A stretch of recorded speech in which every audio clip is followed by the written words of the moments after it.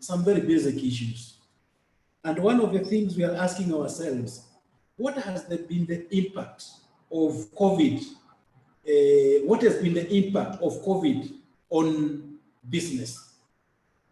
Roll back and ask from where you are seated in your organization, what has been the impact on business? 2, I'm sure your HR strategies, your HR policies had not anticipated this. So at this point, I'm sure there are some things we are coming across as HR, and could be we are realizing most likely how could be. I'm just giving an example, how prepared we were not. This is the time we are seeing most likely we have HR policies, but could be the HR policies do not cover everything that we think of. This is when we realize that we did our strategic plan at the beginning of the year. We had our assumptions when we did the strategic plan, and I think this is when we are realizing that our strategies were most likely not adequate. They were relevant at that point, but at this point, our strategies most likely may not be as adequate as we thought. This is also could be telling us that could be our department, whether our departments are properly connected to guide the organization. Because you see, COVID is affecting people, not IT. COVID is affecting the unit of production in an organization.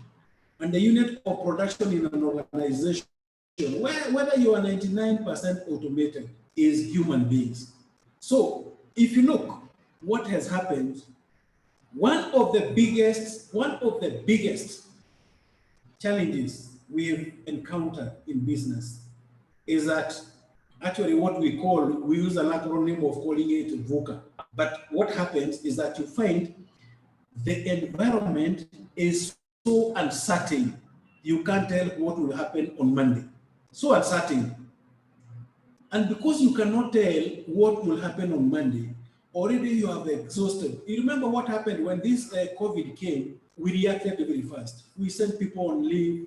Now they have exhausted their leave. We are in a situation whereby that we have employees. We want to work with less employees, but employees have exhausted their leaves. Could be some of us were in the midst of discussing, negotiating our CBAs. Others were in the midst of but the environment is so uncertain that you do not know what will tomorrow, that's one thing. And 2, you don't even have an answer. You are very clear about the present and tomorrow. And as you see, when it started, when we locked down the country and ABC, we had about 19 people, 21 people. Right now, we are talking about 1,000 plus. So even if you are to do a predictive analysis, what will happen when you have 100,000 people affected? There are threats now to shut down some of the areas. So what I'm saying, the worst is to come. The worst is to come. And what happens is that because the worst is to come, you realize that the HR is central. Why? IT guys are not worried. They are not worried at all. If we want Zoom, they are going to give us. If you want webinar meetings, they are going to make it a success. But remember, unit of analysis here when you talk about HR. If they are productivity strategies, we have to come up as far as the employees are concerned. We are looking at the HR. If we are talking about employee engagement, we are looking at the HR. If you are talking about monitoring the remote working, people who are and keeping them engaged and keeping them as a part of the company culture, we are looking at the HR. If we are talking about post-COVID, we are talking about HR. So the environment is very uncertain. And when the environment is uncertain, it leaves you with very little options. Then what has happened, it is very ambiguous. It lacks clarity. And by lacking clarity, this means is that you are unable to interpret the environment, which is true. Because you remember, I think as HR professionals, we've come to agree that in most cases, actually, if you are to use the word what we call the tip of iceberg, we only see 10 things in the service. 90% we don't see is what we are expected could be to interpret on ourselves. And then because of this, then you find the environment is so volatile, so volatile that things are changing so fast that we are unable to catch up with what is happening. Remember, when I talk to most of my clients, what you realize, actually what is ailing most of my clients right now is that when they realize that sending people on leave was very short term. Sending people on unpaid leave, then you realize, however much you want to do it, I'm sure you'll agree with me, there could be some legal challenges here and there. The labor laws have not been, amended. They are still how they were when the COVID started. You'll agree with me, we've not so much reviewed our policies. So what we are doing, we are using tools and could be frameworks that we had prior to, and then it becomes very complex. And when it becomes complex, what normally happens is that you find you have no specific formula for what is happening right now. So you come and find the HR is finding himself in these murky waters, a very uncertain environment, very uncertain. And it is becoming uncertain because of the external consequence realities that have an impact on internal realities. External, external, realities that have a lot of impact on internal environment. When we work, we talk about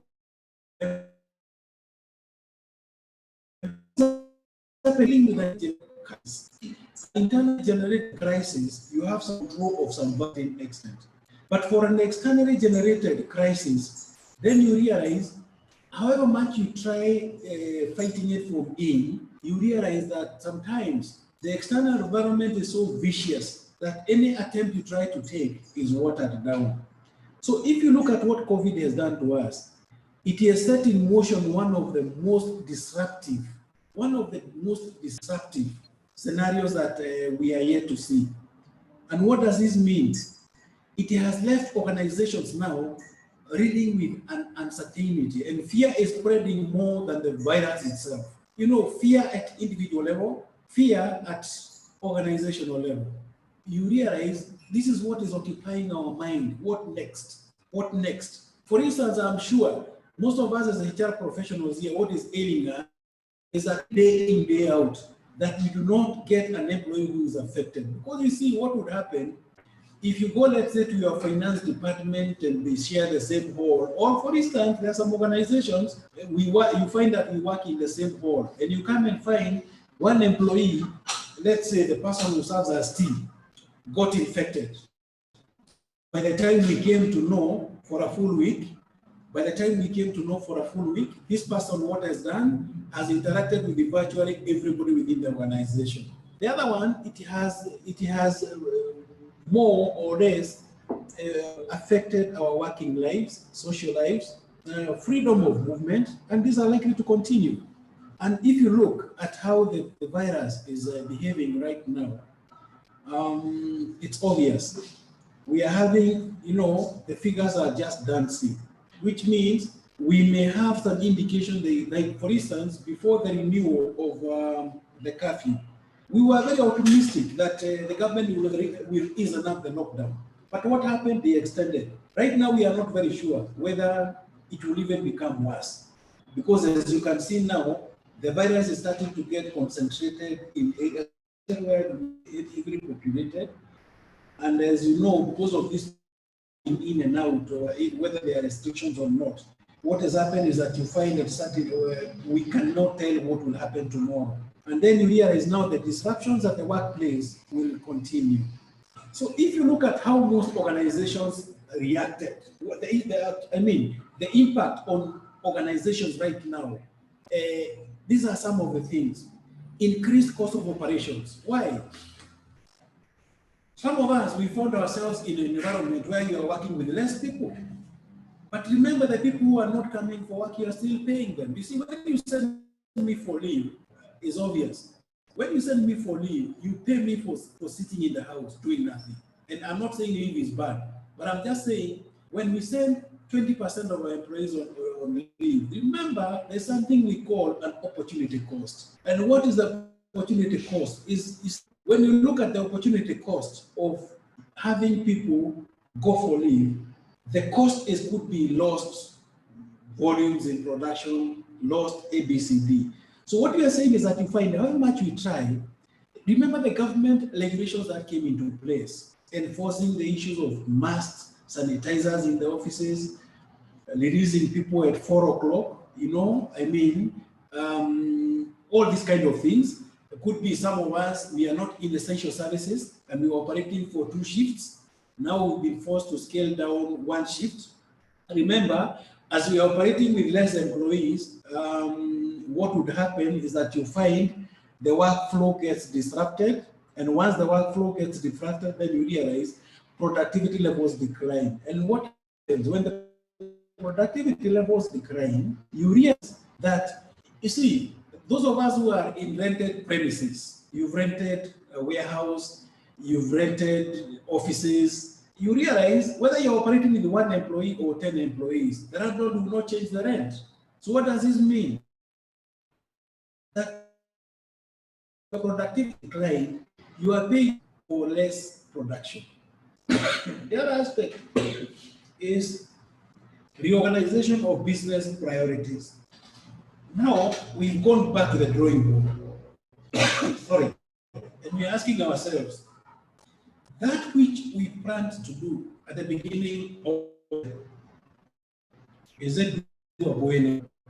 So you realize one of the pressures here for the HR managers, and I can tell, the companies, the organization, the companies, our stakeholders are challenging us on performance management. What happens with the target we start at the beginning of the year? They have started challenging us now, sorry, on our budget. You had a budget, could be you wanted to do employees staff survey, you wanted to implement a performance management system, you wanted to automate your HR department, you wanted to take leave, and there is social. Now everybody has rolled back. Have rolled back to relook at our priorities. Now the only question that we're asking HR, as the business are looking at, our organizations are looking at their business priorities, where are we as HR people? Then we've spoken about social life, and one of the things that is now we anticipate that will kill organizations now is the aspect of mental health issues. So if you look initially what happens, some organizations have responded in services. Some have moved to unpaid leave. Like clients who have suspended the because of, and this because of we have now is an act of God. I have no control with what we work in the house. That my house is not registered premise, but I'm still working. Ensure that even people who are working are engaged, who are engaged. What has happened is you find the aspect of salary cuts, the aspect of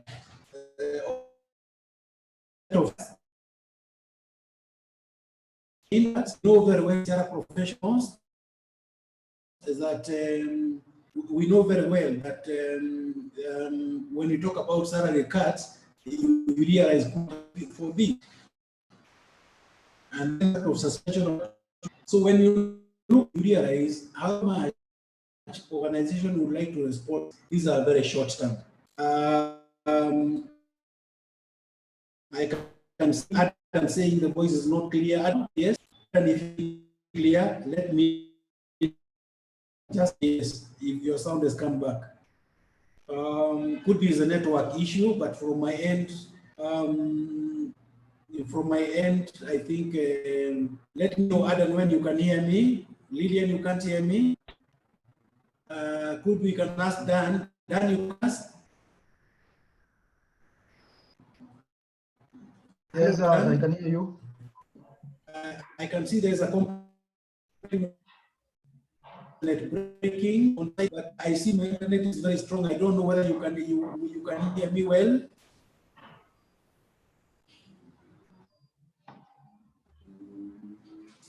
Hello? Hello? I can hear you, Benson. Yes. But the network seems to be, sometimes you are very clear. Now, Very unstable. Yes.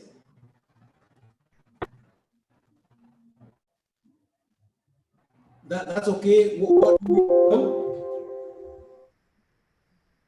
Now people hear me. I don't know if they would rather extend it. Can anybody hear me?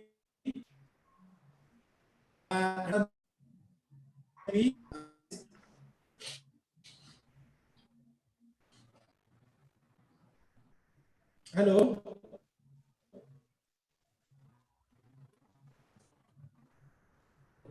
Okay. Just a minute. Allow me. Okay.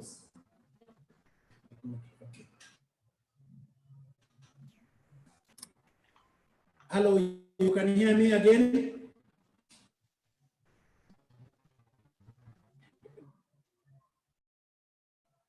Done? Done? yes. You can tell people to open their mini every day. To open there. They unmute their voice, their mics. Okay. Yeah, I want to ensure that at least we are communicating with each and everybody.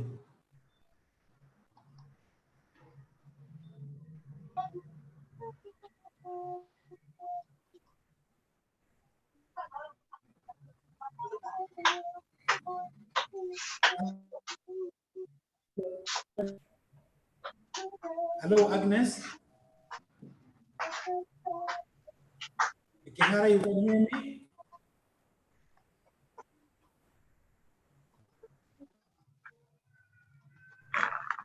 Dan?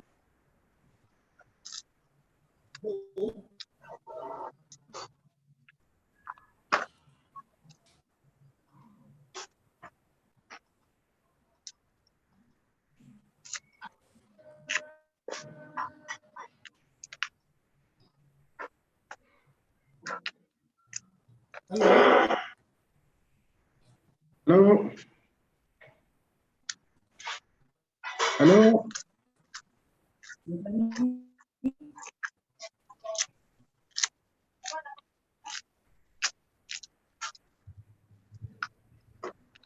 Hello?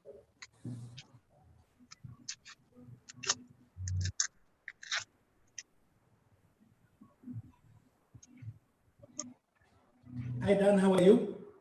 Yes, I can hear you. My voice still breaking?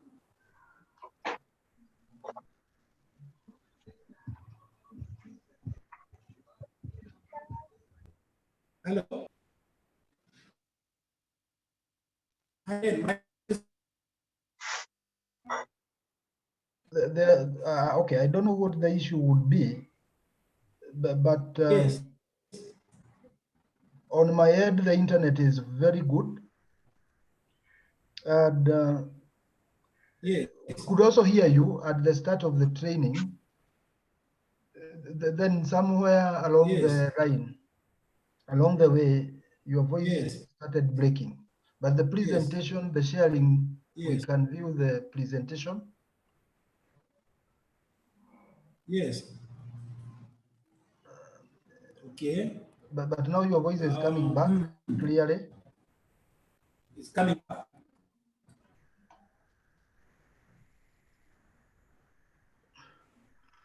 Okay. And could be anybody now can hear me without breaking, they can type yes.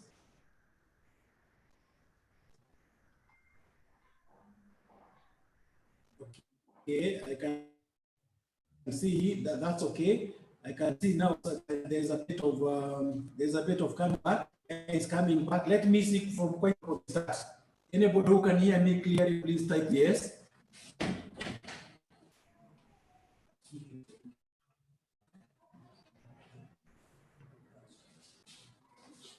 Let's see whether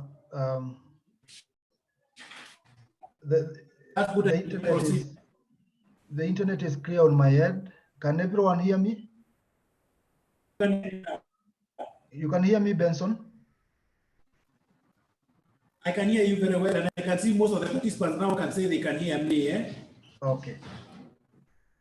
That's great. I think we can move on, and if there's any other challenge, kindly the participants, thank you very much for your feedback. This tells me that all of us were in class. I don't know from where I started breaking, but I'm sure what we are discussing now is about employers have, how most employers have responded, how some employers have responded. And you realize what is happening now in the market. Once we exhaust this, nobody knows what next. That's why I started by saying that environment is very uncertain, that to some extent we may be forced even to anticipate for the worst. So what we are saying is that why now do we need to talk about the HR?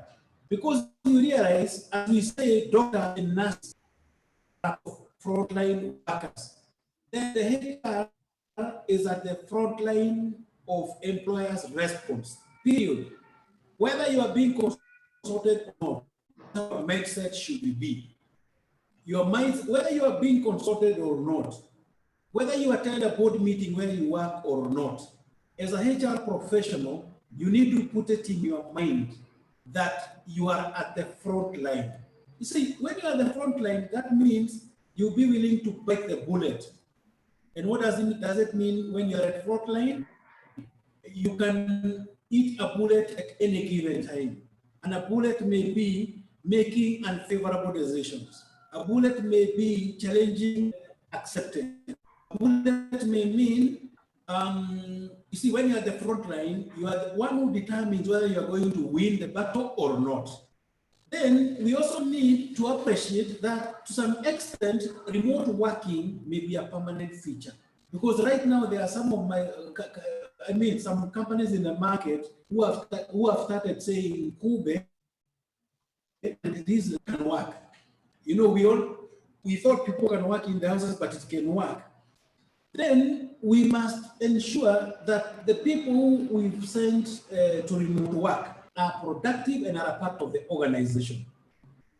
And then we'll be expected to provide professional advice in handling staff issues. For instance, I would like, I don't know whether James Kinyanjui can hear me. James, you can hear me?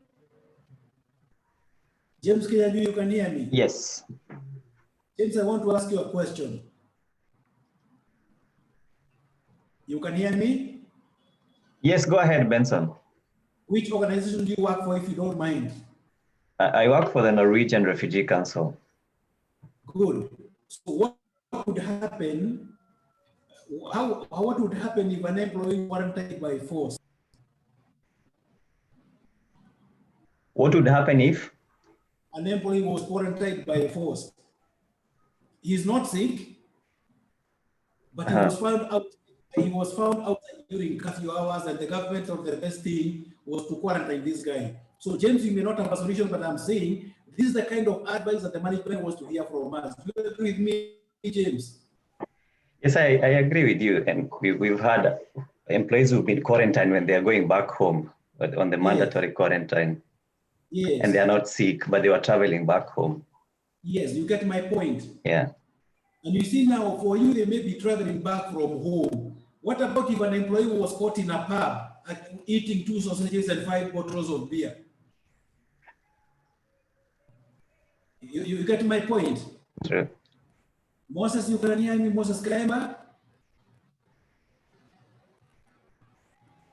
Thank you, James, you can mute. So what we are saying is that we will be expected to provide professional advice to stakeholders. Remember right now, any difficult issue that is coming out of the COVID-19, the first place everybody will learn to look for a solution, if it involves employees, it will land in the HR's desk. And then we ensure the legality and ethical standards for any decision being taken. Sometimes we may be want to have people do tests. I don't know, most of us now who are employing new employees at this point, how you are handling the issue of I don't know right now how you are handling the issue of people who are joining the organization about the aspect of medical testing. But what you are saying is, you realize as a HR, you come into perspective. And when you find now this thing coming to your attention, then you realize that the organization is knocking at your door as the HR. So you realize that what has happened right now has an effect on your policy framework, HR policy framework. If you look at your HR policy framework or HR manual, you will agree with me that now it has started challenging your mind. That could be, it is demonstrating some inadequacies.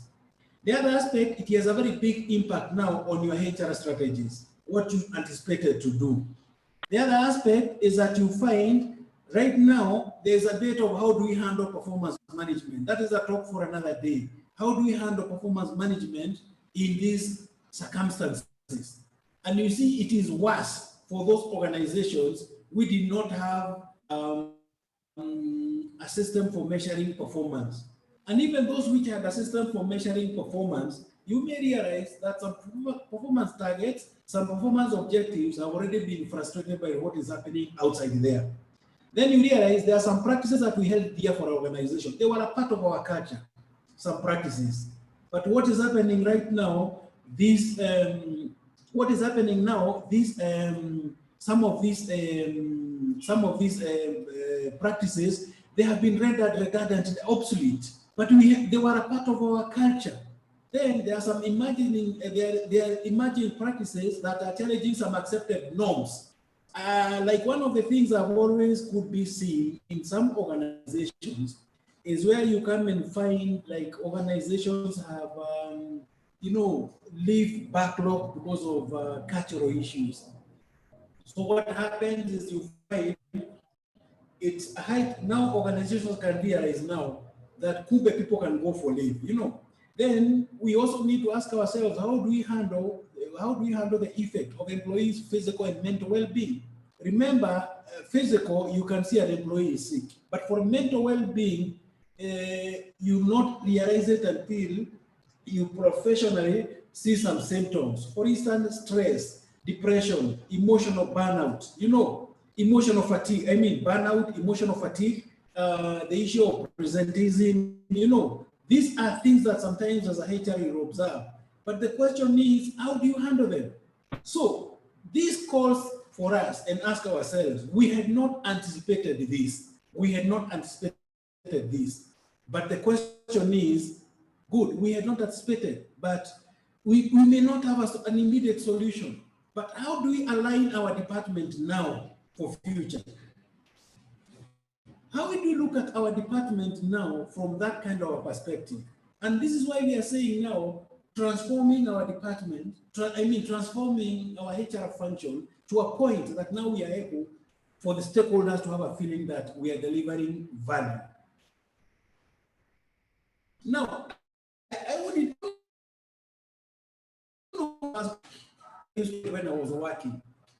You go into a management meeting, and in that management meeting, finance is given an hour, marketing is given 1.5 hours, IT is given 1.5 hours. The HR, I'm last in the agenda, and I'm allocated 15 minutes when everybody is tired. And you see, you had come with something you wanted to communicate to the management.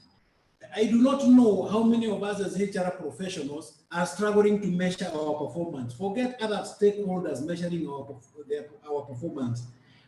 How many of us are struggling, most likely, could be to measure our performance? So we're asking ourselves, do we change or do we transform? And when you look at this, I would like to ask a very simple question. Can you hear me, Kihara Grace? Kihara Grace, you can hear me?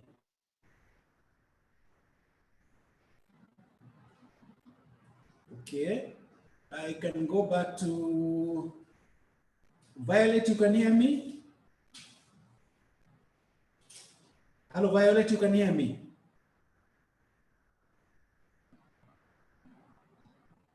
Moses Kaemba, you can hear me? Yes, I'm okay. You can hear Moses? Hello, Moses, you can hear me? Yes, I'm hearing you. You can see what is on the screen. Yes, transformation versus change. Which one, between these two images, which represents transformation?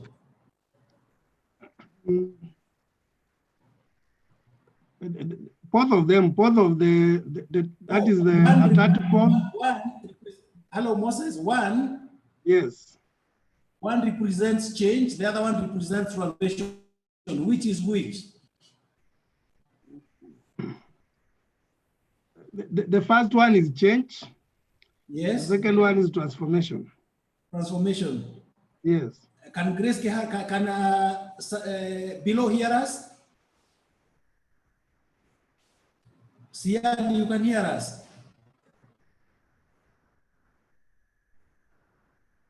Hello?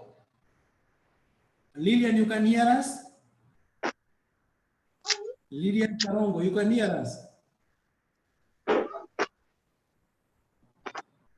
Great, I think we've lost Lillian. So what we are saying, as he puts it, is that you realize when we talk about transformation, you realize this represents transformation. In which sense? It represents transformation in the sense that the initial product is completely different from the end product.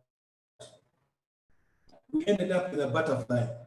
But if you look at this, you are able even to tell what will be the end product. So what are we trying to ask ourselves? We are not talking about HR changing. We are talking about HR transforming. When you change, you focus more on the past and you try to improve. When you transform, you look at the aspect on how differently. Lillian, you can hear me? Can you talk, Lillian, if you can hear me? Yes, hi, Benson, I can hear you clearly.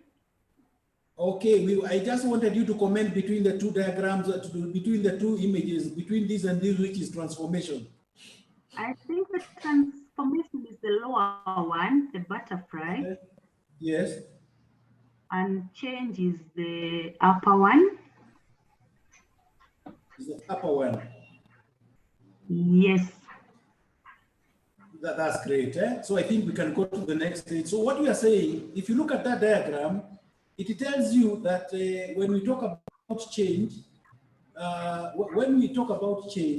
a butterfly is a transformation, not a beta caterpillar. A butterfly is a transformation, not a beta caterpillar. Actually, if I put a caterpillar here and a butterfly here, you cannot tell there is any relationship.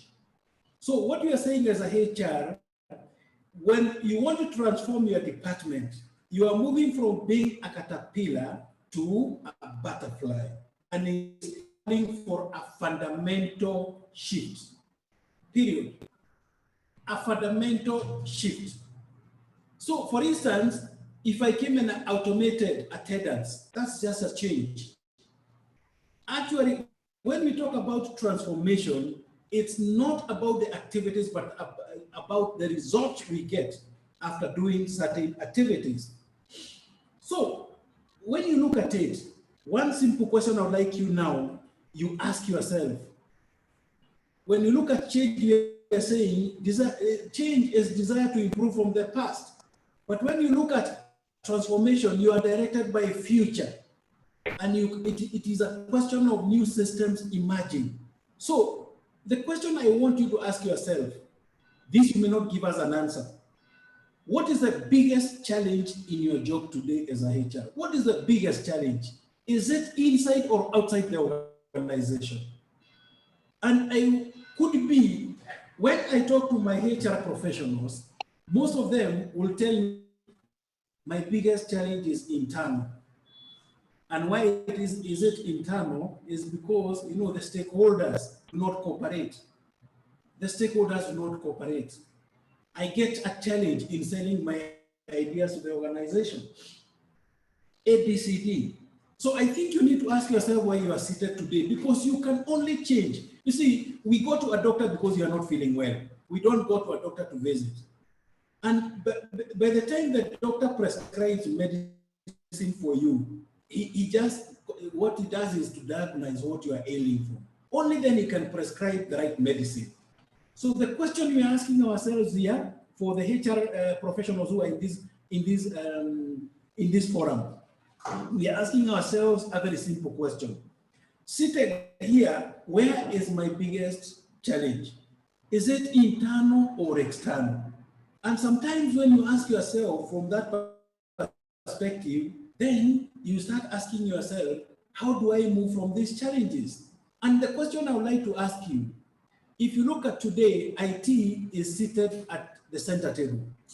If you look at finance, is seated at the center table. So the question we're asking ourselves, how do other departments make it to the center table? If you remember where you are coming from, ICT sometimes back used to be a cost center. Today, they are a profit center. If you go to some organizations, some departments, ICT departments, have a target on their revenues. They have a revenue target. You've realized ICT have a target on costs and expenses. And because of them transforming themselves and delivering results, they have been able sometimes to move a bit faster than other functional areas we have within the organization. So when you look at things like business process reengineering, sometimes you find they are driven by IT. When you look at optimizing ICT platforms for us to do ABCD, it's the IT that comes on. But if you realize, when IT talk about business process reengineering, they may not be the right people to do it. Actually, they don't do it. What they do is to sell a concept and then coordinate it with an external person. I can see I have about quite a number of participants. And one of the questions we need to ask ourselves as we are talking right now, how many of us can walk out from our offices, walk into our, let's say, board or decision making, and convince them that you need to do a job evaluation, and convince them that you want to do outsourcing, let's say outsourcing your payroll if you've not done it. If you look at finance, they have also had their own ways of coming up and reducing cost and making issues with efficiency. If you look at operations and production, they have been able to come with waste reduction strategies, you know, product design, operational efficiency. If you look at our colleagues auditors, nowadays they are talking about risk-based supervision, not only risk-based auditing, not only now the auditing we knew, that one for vetting vouchers. As you find, now they are talking about risk management framework. If you come to our customer care people, nowadays they are talking about customer emotional experience. How do we connect emotionally with our customers? So the question we're asking ourselves now, IT, they may talk about that. Finance, another department we have. For us as HR, what are we talking about? And that's why we are saying we need to roll back and ask ourselves, can we adopt a process of fundamentally rethinking? Because if you look at our job description in most areas, they will talk about recruitment, they will talk about training. Okay, some will talk about administrative issues, like they will talk about things like HR, health and safety. But could be, if you check, things like recruitment, we don't recruit every day. So the question we're asking ourselves, should we talk about recruitment or should we talk about the impact of our recruitment? Then the other aspect is that we have to position ourselves to deliver sustainable competitive advantage. One time I went for a training somewhere, somebody was training me. I was in a session and something came in that meeting, and I think I always look at it very positively. And what we've always been saying, for us as HR, to deliver systems, processes, practices, procedures that will enhance an organization's competitive advantage, could be that thing must meet a criteria of 4 areas. One is that whatever the practice we recommend must be unique. What does it be something unique? It is a standalone. You cannot compare it with any other. What does it mean? If there is a practice I want to introduce at the place of work, it cannot be cut and paste. Cut and paste may not work. And that's why you see culture is never cut and paste. Culture is ingrown. So what we are asking ourselves here is that what is that unique that my department can drive, that sustain, that one unique? Is it a practice within the recruitment? Is it a practice within the reward system? Is it a practice without training and development? Is it a practice within health and safety? When you look at this, we are talking about the uniqueness of what I recommend. The other aspect is that that which you recommend must be rare. What does this mean? If I sample the market, I'll find it in very few areas, with very few competitors, with very few organizations. What does this mean? I must go beyond the normal. Then that one which I also, so we have spoken about 2 things. 1, being unique. 2, being rare. I'm sure you have seen, if today you went to buy a vintage car, let's say the Volkswagen Beetle of 1959, could be there only about 10 in the Kenyan market.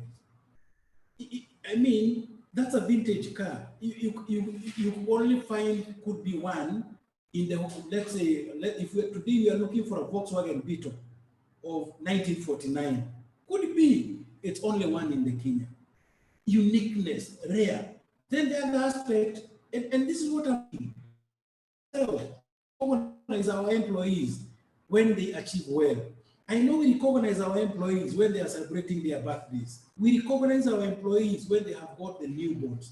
But how unique is the recognition? Remember, when we started giving supermarket vouchers, it was unique that time. Nowadays, it's not unique. When we started giving checks, I mean a token gifting. So we are talking about 2 things here for sustainable advantage. 1, unique, being rare. The third one is that it is difficult to substitute. Difficult to substitute. And I'm sure most of us who did a bit of commerce, a bit of elementary economics, you realize there's something we were calling implies elasticity, the demand elasticity, and you realize the word of something not having a substitute means something that does not have a substitute may be pricey. And the third one, it is difficult, it cannot be easily imitated. So what are we saying? What is this as a HR function am I doing? 1, that is unique, that is rare, sorry, that is rare, that may not have a substitute in the near future, and that difficult for my competitors to imitate. So when you look at it, it tells you now could be the desire for us to transform. And the other aspect is we have so many stakeholders surrounding us. Not only the owners of the organization, employees and their families, our line manager colleagues, our employees, and each and every one of these have an expectation from the HR. And the other aspect is that how do we shift from predominantly and could be focusing more on administrative issues, and could be looking at more strategically oriented issues. So once you look at this, I'm telling myself now, it is to some extent demonstrating why we should now start thinking of, we should now start thinking of the desire and the urgency for us could be to transform. And you realize sometimes we've not been able to go to the center. Why? Because we've been unable to demonstrate impact. You see, as a HR, recommending salary, for instance, the company may be cutting costs. The company may have a strategy for cutting costs. And you see, it doesn't mean because the company is cutting costs, you cut costs from the HR perspective. Could be. You can even recommend, let's say, for more rewards, but you're able to see what is the impact of these rewards. I keep on telling HR professionals that one time when you have time, and I would challenge one time, just one time, when you have time, try to do what we call the cost of keeping an employee in an organization. One cleaner in an organization, and you'll be shocked. Because in most cases, from a HR perspective, we look at it from the aspect of salaries, allowances. But we never go far in looking at some indirect expenses. Organizations who have no one that have done studies, and what they came to realize is that indirect expenses which you cannot touch, which are shared. For instance, we give people tea, when people use our toiletries, water, and all these things. When these are generally computed, one organization I know came to realize that indirect expenses form 57% of direct expenses. What does that mean? If the direct expenses for a cleaner, salary, allowance is 20,000, and I take 57% of 20,000, in essence, for me to keep this cleaner in the organization, I'm spending about 33,000 shillings. And that indirect, we don't see it. And I'm not blaming or whatever. I'm just saying, we open up, we try to see things could be in a different way. So sometimes we've been unable to demonstrate what is our impact on bottom line. And two, sometimes we've been unable or reluctant to champion value-adding HR practices. I've said, if you look at Kenyan economy, we started outsourcing in early 90s. That's when, early 90s. That's when companies started outsourcing. And some organizations went very far that I know, like in 1997, one of the players in the financial services sector outsourced their payroll department. And they came and found themselves without about 12 clerks. They did not know what to do with because they have outsourced their payroll department and closed a full wing. So seated here, we are asking ourselves, and you realize what we are calling value-adding HR practices, to some extent, they destabilize the system. The other aspect we are asking ourselves is that sometimes we are unable to integrate and align the HR practices with other business practices. So sometimes you may go and find in an organization, the HR practices are a standalone. They have virtually no connection with what is happening in the organization. And the other aspect is that could be employers will be want to hear more from us about HR strategies, could be not HR manuals, about talent management, that's what I'm calling TM here, could be not recruitment and selection, and could be that is not what they are hearing from us. So when you look at it, we're asking ourselves, why do you think there is need for us to think of transformation? Why do you think there is need for us to move from being a caterpillar to a butterfly? And if you look at what we said here, a caterpillar did not just become a butterfly one day.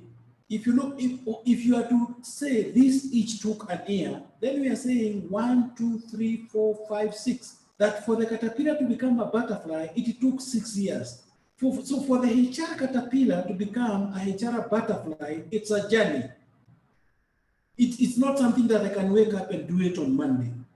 It's not something that I can wake up and do it in the next 2 or 3 months. The first thing is to appreciate, where am I?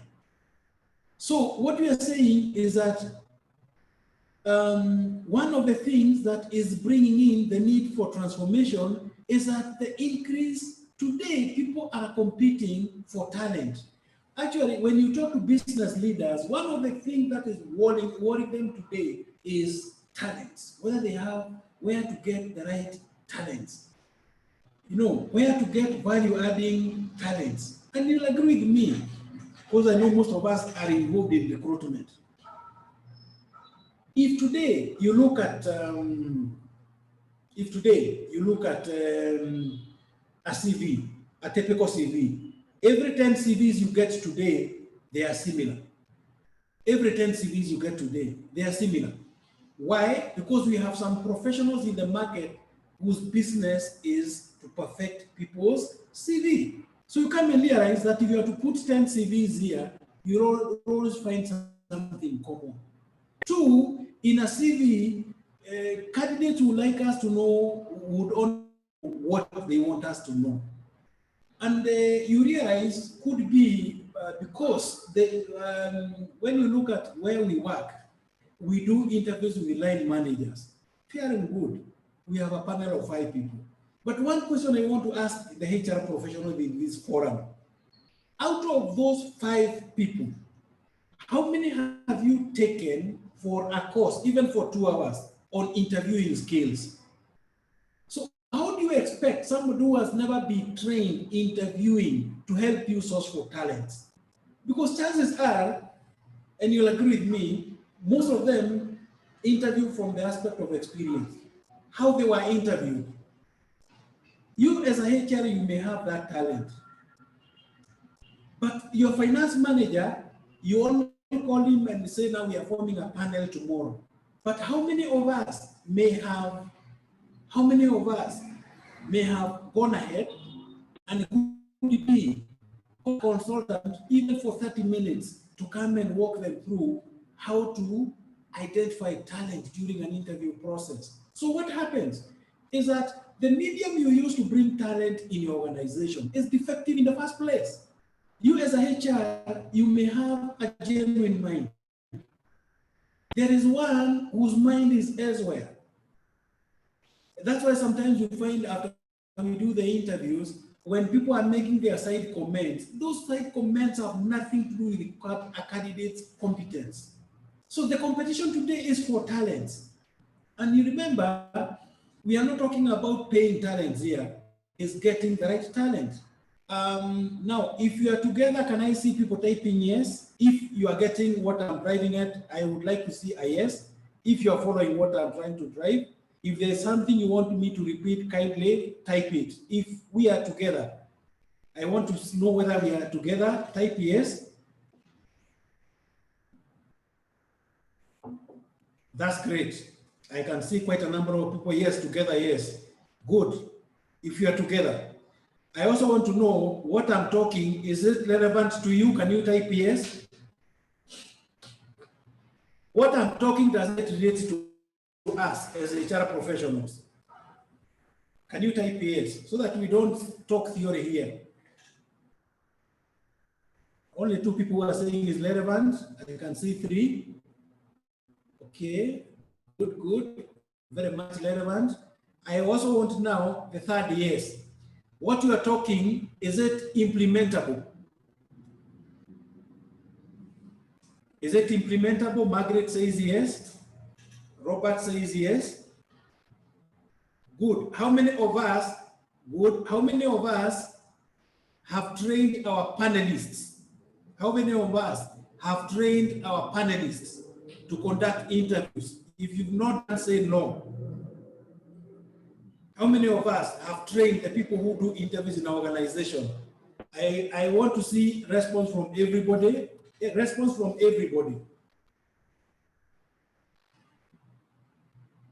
Good. Okay, Said has done it. That's very good. So what are we saying here? What we are saying in this essence, and this is what I tell anybody who attends such forums, there are things you get from the facilitator which you are not a part of the training. And this sometimes you find they become very strong as your action points. Now, the other thing we're telling ourselves here, the uniqueness of labor, the uniqueness of labor. What does this mean, the uniqueness of labor? Is that labor, out of the 4 factors of production that we have, labor, land, capital, entrepreneurship, labor is the only factor that is capable of manipulating other factors. So, and you find labor is uncontrollable, is unpredictable variable of production. How many of us have seen, and I used to work in one organization, the labor turnover was so high that anytime I see an employee approaching my office holding a paper, what will come into my mind, it was a resignation letter. At one point, I came to realize that labor, because I had come up with a policy, and I don't know whether anybody has ever thought of this. I came up with a policy for work-life balance, and I shared it with the employees. And what shocked me, the young generation that we call Generation X, nowadays a year we are calling them Generation AA. They told for them, it was not work-life balance, it was life-work balance. What does that mean? For me, I'm looking at it from work perspective. For them, they are looking from a life perspective. So when you look at it, labor is very unpredictable. You come and increase salaries today, you are happy you are the highest, payer in the market, and people are spending. You have a feeling that you have one of the best working environment. I'll give an example. 2 weeks down the line, I had a meeting with one of my clients and with his 18 employees, and we observed social distancing. And what this client was telling me, how his employees like the organization, how they can die for the organization. So we did a small test. We gave each employee a piece of paper, and we told them to draw their organization in the image of an animal. And you'll be shocked. The people the CEO thought they liked the company, half of them, I mean, 3/4 of them, he could not believe. Some had drawn the organization as a hyena, that organization. Others as a snake. Others, one animal did not even have a shape. I can't tell what kind of an animal is. And when he saw, you're telling an employee, draw this organization related to an animal. So what would happen if, for instance, I go back to Kenyanjui and you find one of your employees is drawing your organization like a hyena? That is what he thinks about the organization. And that's why we are saying labor is very unpredictable. You give a guy a warning letter, he leaves your office smiling. You expected the guy to feel hurt. The guy leaves your office smiling. Nowadays, they're even calling warning letters love letters.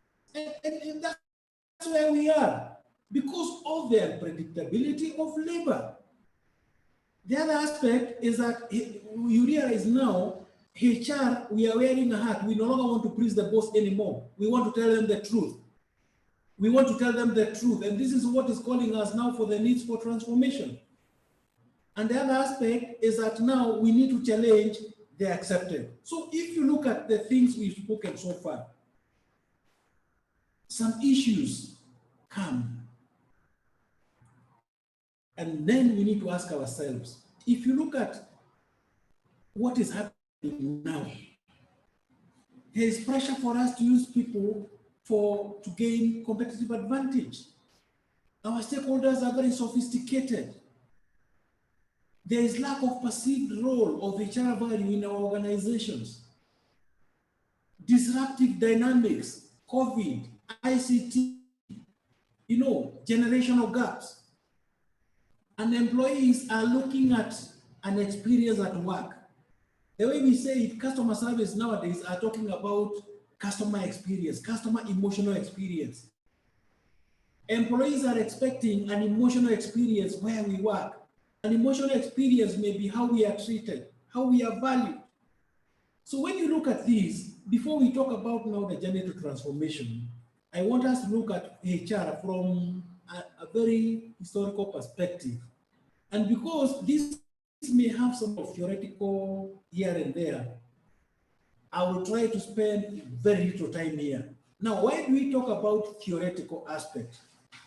Theories are good to open up our minds. So when you look at it, and I want now you roll back and ask yourself, where is your HR department where you work? If you look at where we started, I'm sure this we may have come across, where we started, the question we are asking ourselves, are we here, are we here, are we here, or we are still here? Because what is happening if you are still here, what could be people will call, a HR generalist, ABCD. We've not even come to a point of now where we can focus the business to future. I think these are things we need to ask ourselves. And now this is not about the department. This is about the HR professionals, the HR practitioners. And you realize, if you look at now what we call the content-based evolution of HR, we started with personnel, we came to human capital, we came to human resource, human capital, talent management. We don't know where we are heading now. I'm sure there's another one. But now let's look at the maturity of the HR department, what we call the maturity of HR department.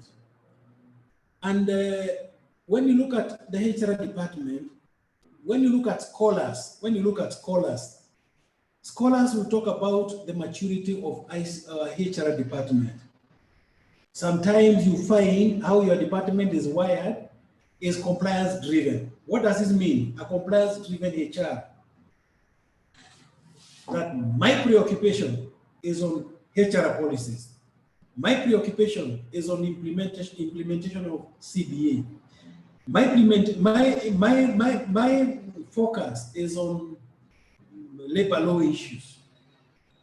Then you come and find, could be there are some departments now focus on fundamental HR services, recruitment, reward administration, you just find, well, the department could be there. You realize apart from now handling compliance issues, now you are able to facilitate a recruitment, you are facilitating training, you are facilitating, things like job analysis. Then that's it. Then you come and find here, it could be the department is strategic in nature. At this point, you hear the issues about staff engagement, staff motivation, culture. You hear things about commitment, staff loyalty, staff productivity issues. When you come here, then you find you are so much integrated with business, such that you are able to move ahead of the business with HR issues. I want to ask a question with a lot of respect. And I want to hear from us here. It is an embarrassing question, but I want to hear an answer from you. If, for instance, in your organization, a case of same-sex marriage came between two male employees or between two girls forming a family, and the management came to know of it, you came to know of it, and everybody is looking for you with the suggestive eyes that they need advice from you. How many of us have been equipped to give such an advice and take an action, whichever the action? If you are properly prepared, type yes. If you are not properly prepared, type no. It's an embarrassing question, but let us handle it. We are HR professionals. Same-sex marriages come from people, not from machines. Yes, I can see somebody no there. I would wish everybody was to answer this. Because now, what I'm saying, when we talk about the emerging issues in HR, these are the emerging issues now, where you come and find an accountant and an IT person comes and says they want to have, you are told they were seen kissing along the corridors. These are the issues now. I'm just saying, if you look, what would happen if I am still expecting to see more people typing? Let's not shy away. It's our business. Let's not shy away. It is either a yes or a no. I can only see 4 people who have responded. I would wish to see more. It's either we are equipped or not equipped. Because if we are not equipped, it forms a basis for us to get equipped. So you realize that in most cases, we may talk about a properly integrated HR. Yes, Violet, I can see I'm waiting for more responses before I get out of this. So what does this mean? Yes, I can see Moses there. I can see Grace saying it's not prepared. And yes, Kehara, Grace is not prepared. What does this mean? That when I come, if your business is properly integrated, then you realize your performance management system is so vibrant that you are able to capture employees' contribution to the organization. You come and realize some of your HR responsibilities to line managers so that they give you an opportunity to focus on strategic HR issues. So when you look at it, as Moses says, yes, Moses says that we need to review our policies. The only thing could be I could tell Moses, whatever we do must not appear as if Moses is a good point. We review our policies, but with a caveat that whatever is done does not appear to be discriminating against anybody. Because now we are taking an action because we have known what would happen if you had known. So when we look at this, we start asking ourselves, so where is my department? Where am I within this? Because if I'm here and one day I have to come here, what next? Then it can tell you the journey. Assuming I'm the caterpillar here and the butterfly is here, what journey do I initiate? And so you realize that the benefit of an organization receives from the HR department will purely depend on the maturity of the organization, the maturity of the HR department. Here, the company may hear so much about review of policies, about CBAs, about ABCD, but what here the HR will see, here, what the organization will hear about asking for the generation of new ideas. That is managing innovation and creativity at the place of work. Here, the company may hear about culture. Here, the company may hear about, by the way, we are only worried about generational gap, but properly managed is not an issue. So we ask ourselves, what are the requirements from a transformative HR? And I want us to ask ourselves, first we understand our function. And I'm going to put a diagram here. This diagram, I want you to look at it from where you work. The percentages are put here maybe for illustrative purposes. But look at this diagram and ask yourself, do I spend 20% of my time on strategic issues? 30% on operational issues and employee advocacy, or 50% on an administrative issues? Is this how my department is structured? If this is how my department is structured, when will I deliver value? So you realize, and honestly, I don't blame anybody for this. We don't need to blame ourselves. The only thing we're asking ourselves, where our mindset is. Where our mindset is. And I think I would like to do like a small test. If you are here, type A. If you think you are here, type B. Can I see answers? If you are here, if you think you are here, and not only 20%, well, if you think you spend so much little time on your strategic issues, type A. If you think actually you are here, type B. Can I see some answers? There is no in between. In between is that you are transitioning. B, I can see Moses talking about B. I can see Grace. Thank you very much, Grace. Somebody else? Robert, yes. Yes. Valerie, you can only be either or B. Other question, where are you, Valerie? A or B? Good. Can Moses Kaemba switch on his mic? Moses, you can switch on your mic. Hello, Moses. Hello.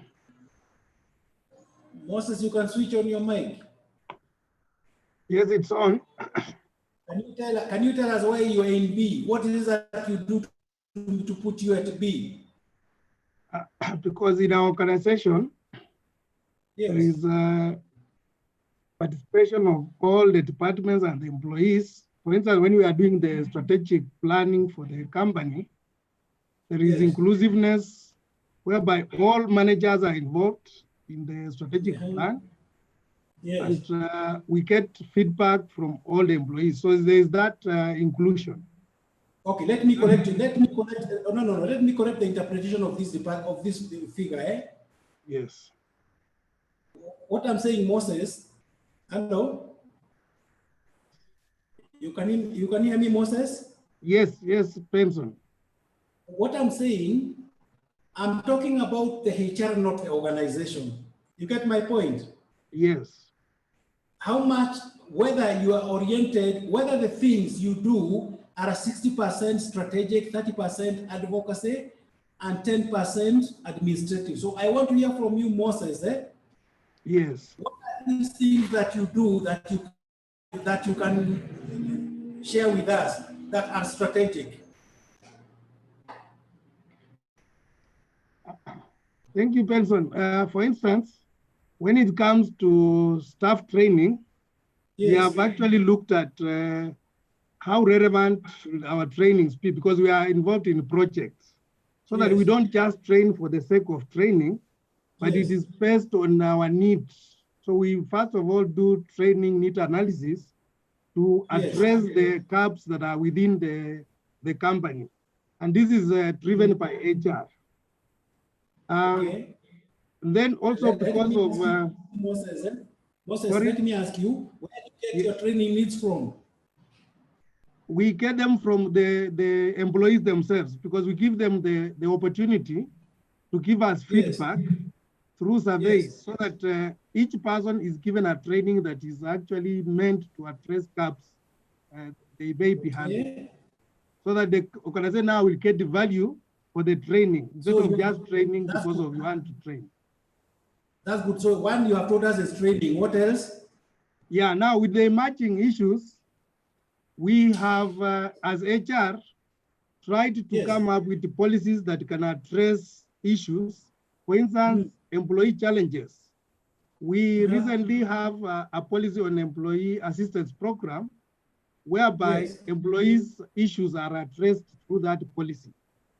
The most recent one is the COVID-19 pandemic policy, which we have done. And recently we submitted to the ExCom. ExCom is the senior management of the company. They are looking at it, so that we have a policy in place that can address the issues that are emerging because of the COVID-19 pandemic. So I want to ask you a question. You tell me three things. Hello? Yes, Ben. Out of the strategic issues you do, tell me one that addresses employee engagement, one that addresses employee productivity aside from training, and one that addresses talent management. One of engagement is through counseling, where we have opportunities for employees to be counseled on issues that may be affecting them. Am I okay with that? You just continue. We are learning. Okay. So on productivity, when we give employees opportunities to make input, because of the project, you may have employees giving suggestions on how probably to improve on service. And that one is taken very seriously so that each person can participate. That's okay. Let me ask you another question. Don't worry. Let me ask you another question. Yes, Benson. Last year, did you train your managers? Yes, on risk management. We had a training for all the managers on risk management. The other one? Then there was a small group that was trained on, when we did the policy on the employee assistance program, we took some managers through it so that they can also internalize for easy implementation. Okay, let me ask you, Moses. Yes. When is the last time you trained your managers on people skills? People skills. Hello? Yes. We are not talking about effective supervision. Yes. Have you ever had a chance to train your managers on people skills? Yes, but not last year. Okay, good. I think that's okay. We can move on. Thank you, Moses. Well, you can proceed. Thank you very much. So what I'm trying to share with my HR people, the first thing you need to do is you analyze. And sometimes you start by analyzing by looking at your strategic plan if you have it. And one of the second, in a strategic plan for a HR, you need to ask yourself, in my strategic plan, up to what extent is it addressing strategic issues? Up to what extent is it addressing to operational issues? And up to what extent is it addressing to administrative issues?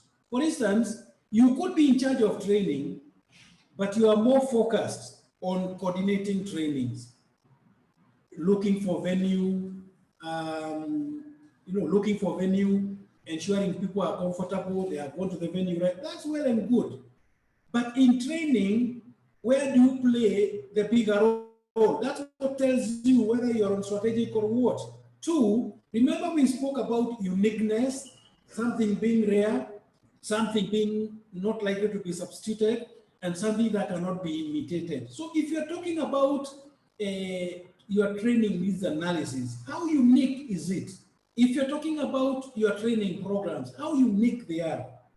And I'm keeping on asking, and I would like to see yes. If you have a scheme for generation of new ideas, type yes. I'm talking about a scheme that is known to everybody. Type yes if you have. I can't see any answers. Don't get tired. We are in a class. If in your organization you have a scheme on generation of new ideas, a scheme well known by everybody, I can't see any answers. Type yes, or if you have, yes.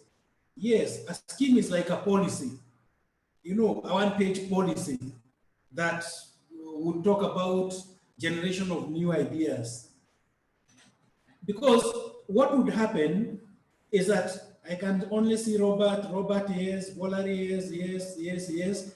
So what we'll do, because I can see there's with that Kenyan, I'm sure people can consult you after this. Because when you have a scheme of new ideas in your organization, it tells you how the HR believes innovation. Because new ideas means new ways of doing things. So when you look at this, one question I would like us to ask ourselves as HR professionals is, if I'm here, how do I start the journey moving towards here? Once I can see Lillian saying they have, I know what Lillian has as a practice, well and good. What happens is that you have to start a journey. And remember, this journey has two aspects: your mindset and your competence. Those two must be there. Your mindset and your competence. Competence we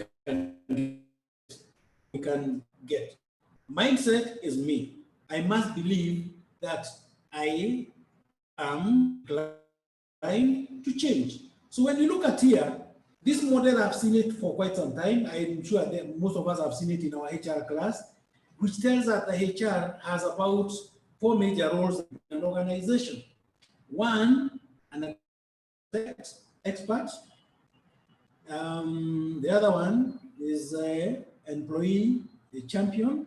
And what this tells us that could be, if my mind is here and here, then my mindset is operational. I'm just giving an example. And remember what I say by being an admin expert. This is where you come and find you have the best policies in your organization, and you religiously follow them on implementation, and you are on top of things as far as the policies are concerned. And also articulating employee issues. You find you are number one. You know, anything to do with employees, like now during this time of the COVID, you've been able to articulate to the top level the employees' aspirations. How, you know, like you are the representative of an employee at that point. But then you realize, if you are stuck here, administrative, then the organization is losing, is not getting from you strategic issues and innovation. So sometimes you look at when could be in my formative years as HR, because I initially joined organizations that did not have on 2 organizations. I worked in organizations where I had to go and start HR department from the scratch. So you find, could be in my formative in career, I was more here to put in systems. You know, here, an admin expert, you find we have a very good welfare policy, health and safety policy, training policy, recruitment policy, and they are religiously followed. I review them in time. For articulation of employee issues, I'm able to engage the management and come up with the prescriptions to address employees' concern. When we talk about change agents, then we are saying you are able to check what is happening outside there, what is suitable for the organization, and that's why you come and say, recommend we want to change our performance management system. We want to move out from this and we go to balance scorecard. And you are able to show the organization the value. If it's recruitment, you come and say, you know, we've been asking people, tell us about yourself and ABCD, but I recommend we start interviewing from this perspective.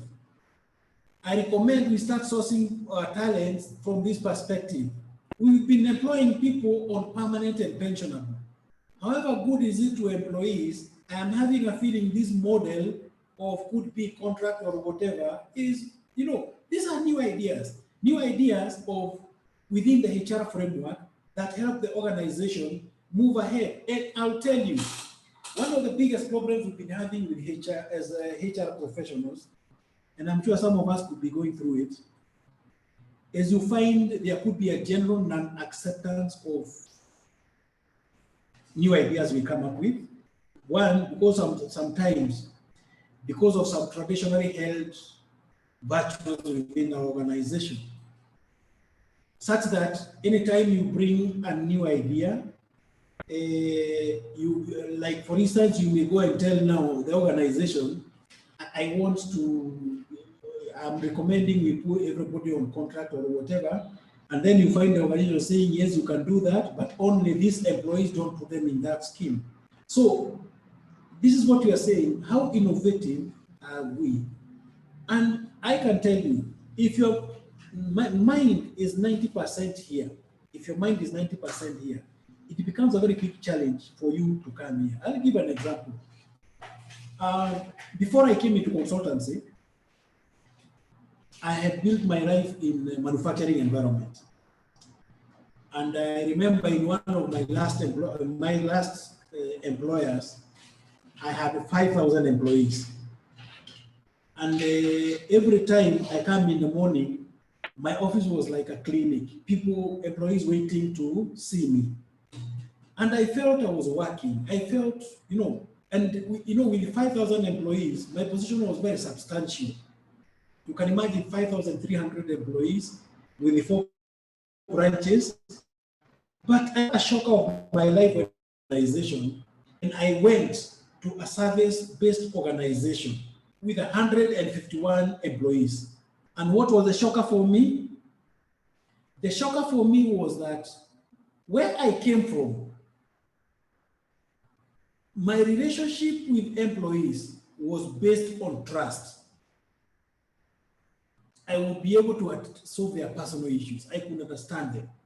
I came to a service-based organization, and surprisingly, for a full month, nobody entered into my office.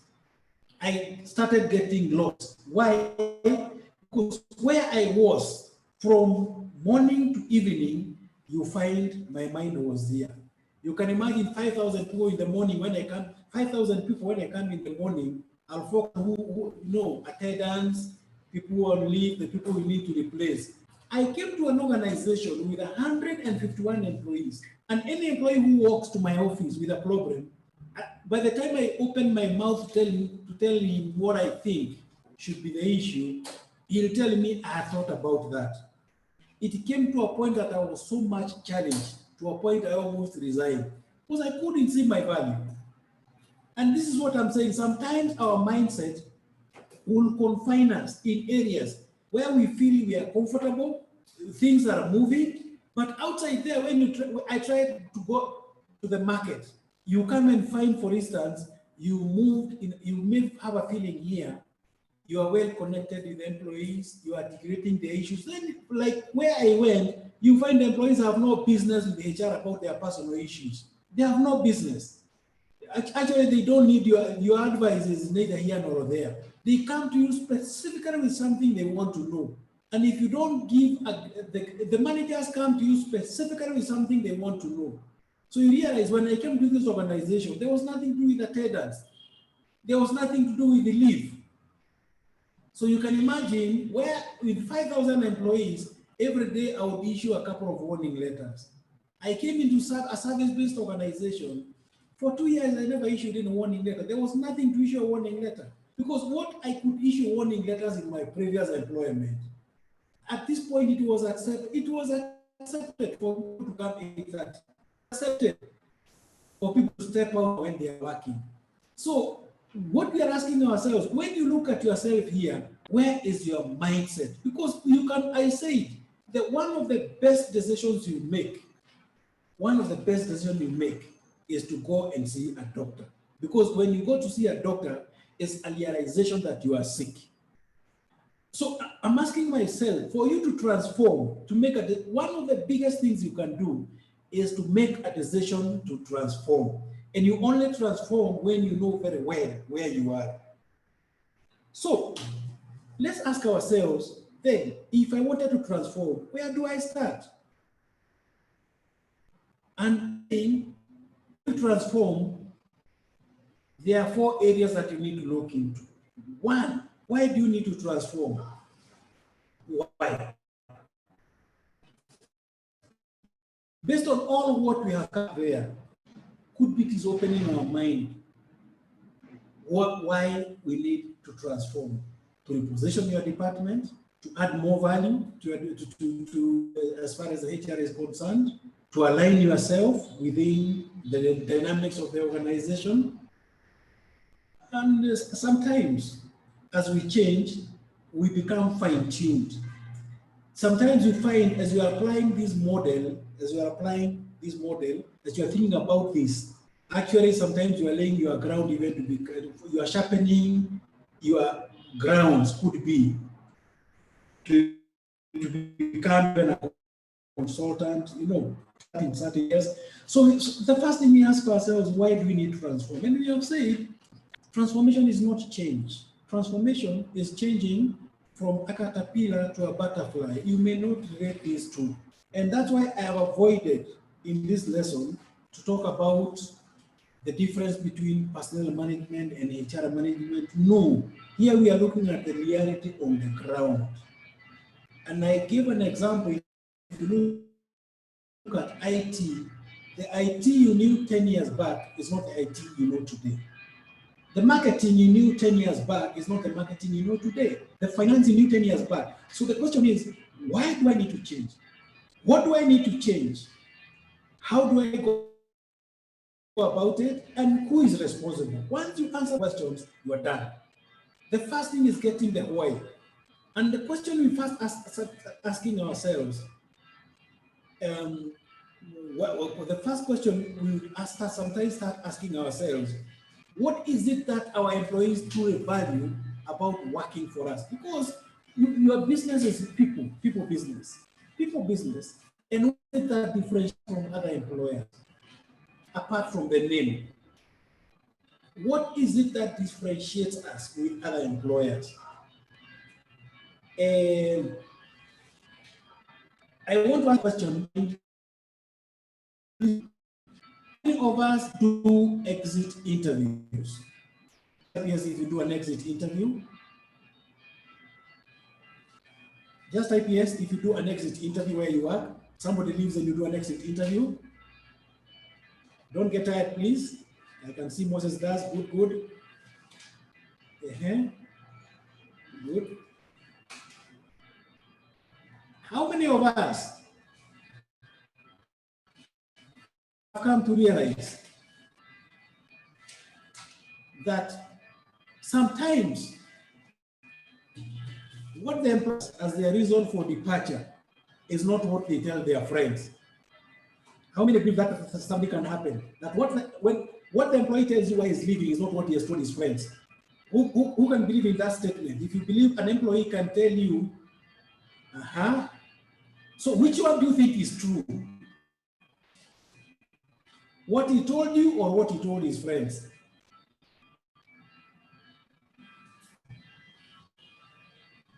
Which one, seated as a HR, I think is a bit true?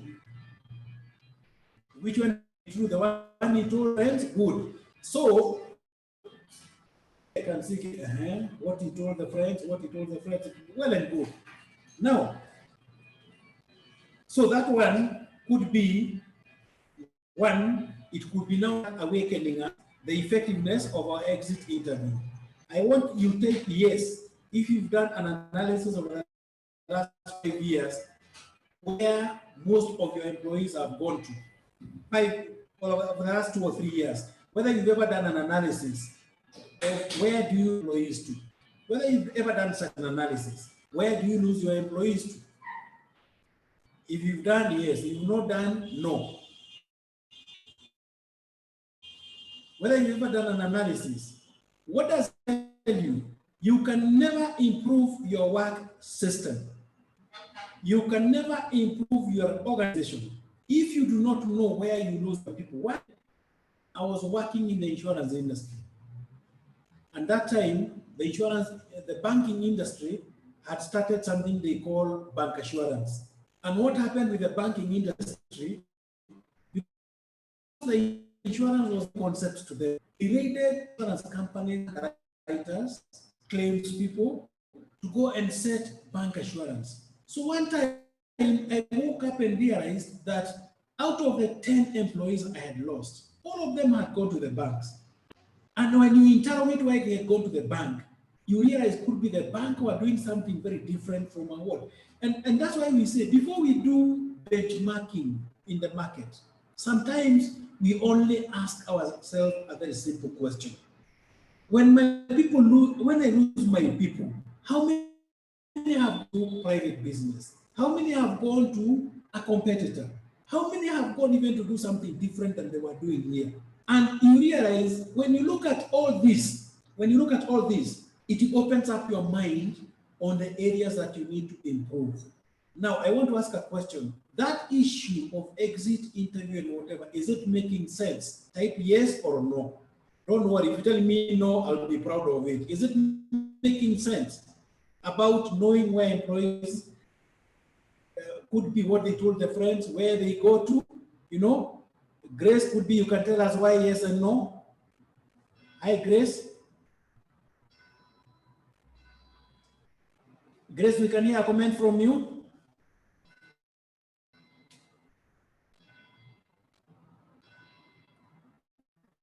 Valerie?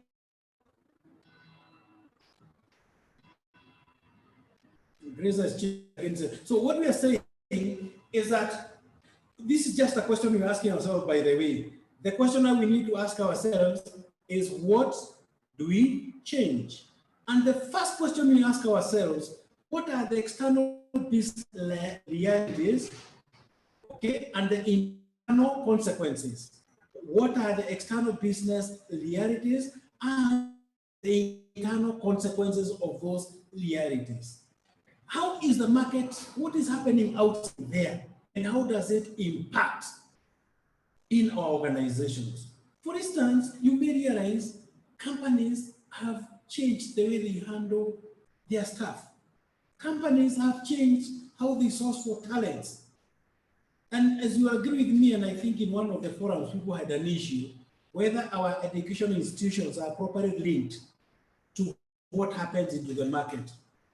And sometimes we say that when we look at external realities, we look at a broad environment, not environment that only.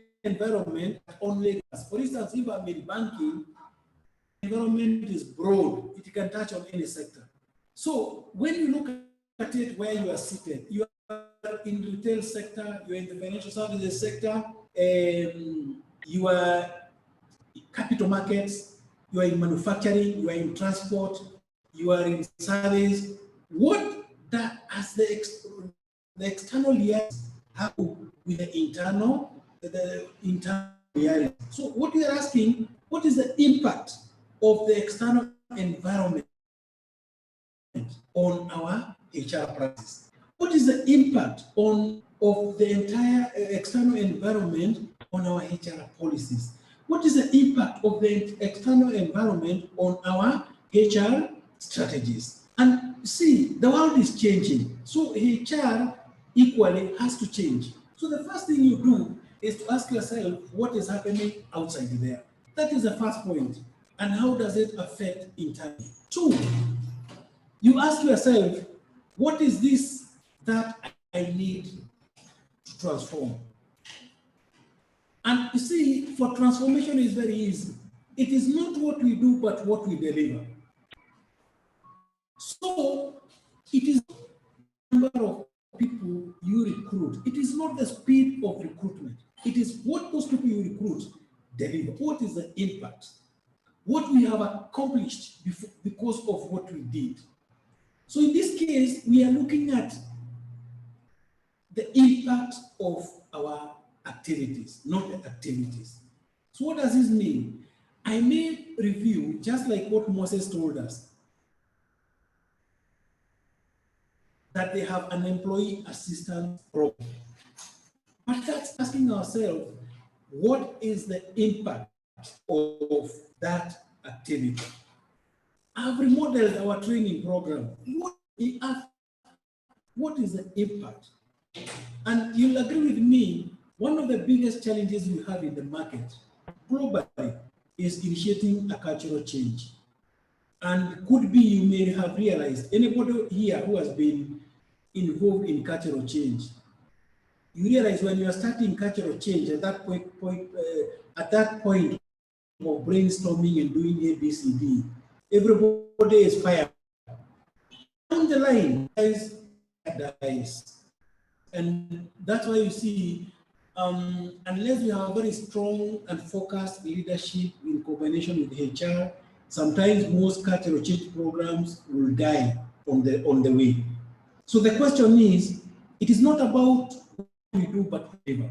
As you want to know where you are next, you know, as you want to move, and you see, one time, and it was a shocker for me, I attempted in one organization to do HR framework. And I sat in a management meeting and they were convinced.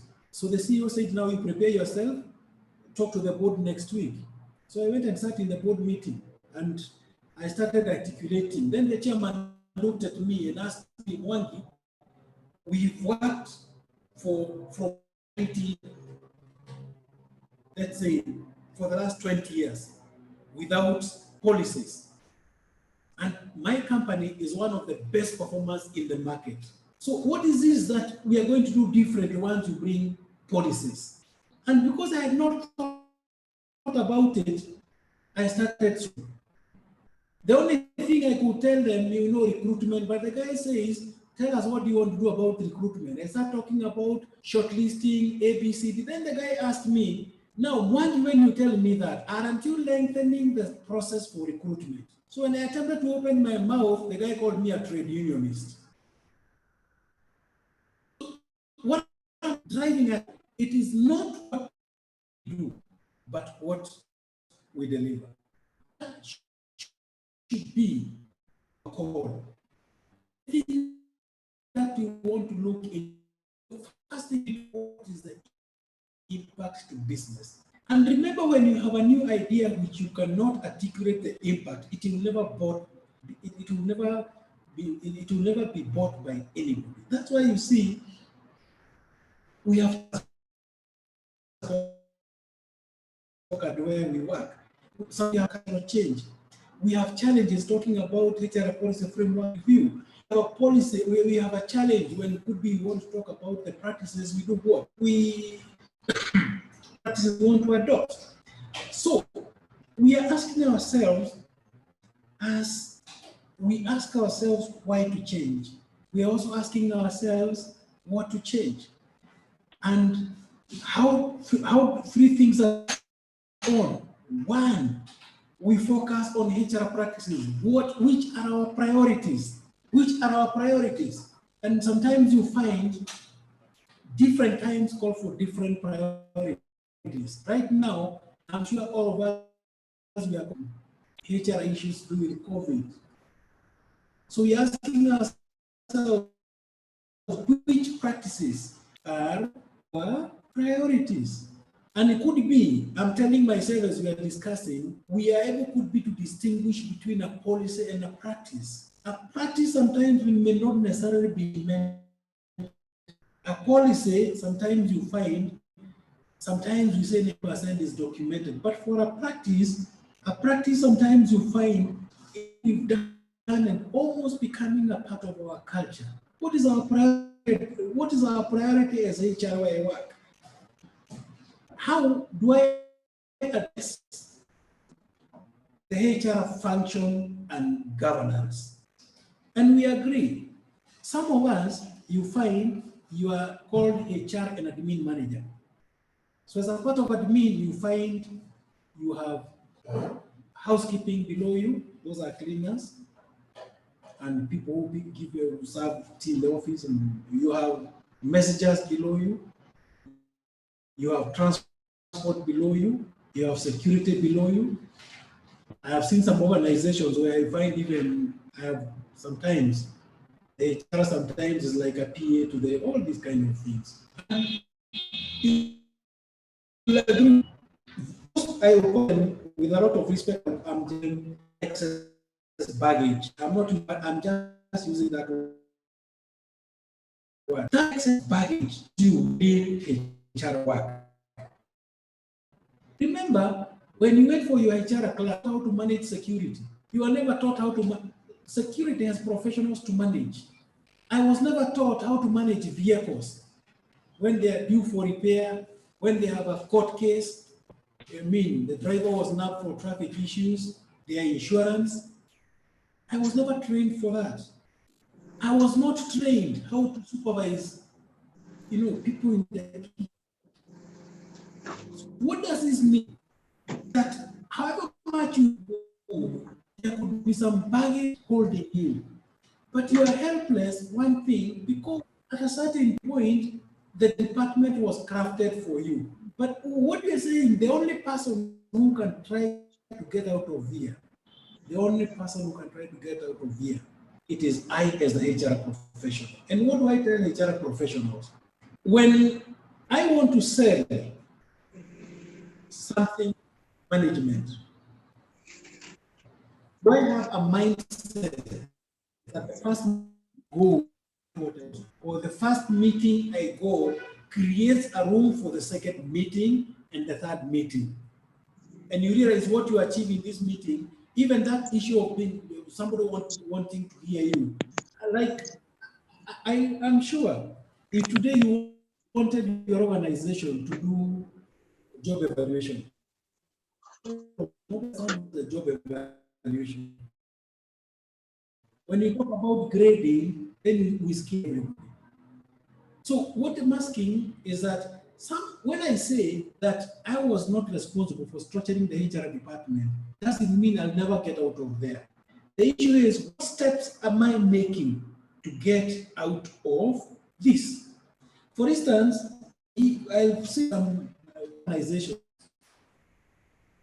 trying to devolve as much as possible from the HR department, devolving some of the responsibilities to line managers, so that the HR is left to deal with the core business. So sometimes you find some work that can be done very well by line managers, because the issue could be not the amount of work that I handle. The issue is what I deliver to business. So sometimes you need to ask yourself, is my structure the way it is ready for takeoff? So you say, first we look at the practices. Two, we look at structure governance, HR perspective. And third, us now as HR professionals, do we act on administrative issues? And so much engaged on other issues, such that 90% of what I do has nothing to do with HR. I know could be one of my colleagues in the market who is a HR director. But every time I go to his table, or anytime we are talking to him, you find his main focus is the payroll. His main focus is ABCD. So what we are saying here is that I myself, how well have I equipped myself with the skills to do what I need to do? And that's why you see some of us, I know, you go ahead and pay a seminar for you. When the company is not very clear, they don't see the value of why you should go for a seminar. So when you ask yourself this question, remember now we've asked ourselves, what, why, what, how? So the other question is, who is responsible? Of HR department is responsibility of all stakeholders, but the HR has to champion the cause. The HR has to champion the cause. And there are two things here. You can champion the cause or product. For instance, there is a difference between my CEO coming and telling me, Ben, can you relook into our performance management system? And when I go to him and I say, I think we need to look into our performance management. So there's a difference here when I react to this, I react to a requirement, and when I react to a requirement, and when I generate a need. So when and I would wish if there is any question can be clarified at this point.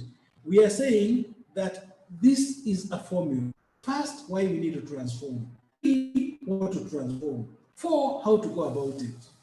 5, who is responsible.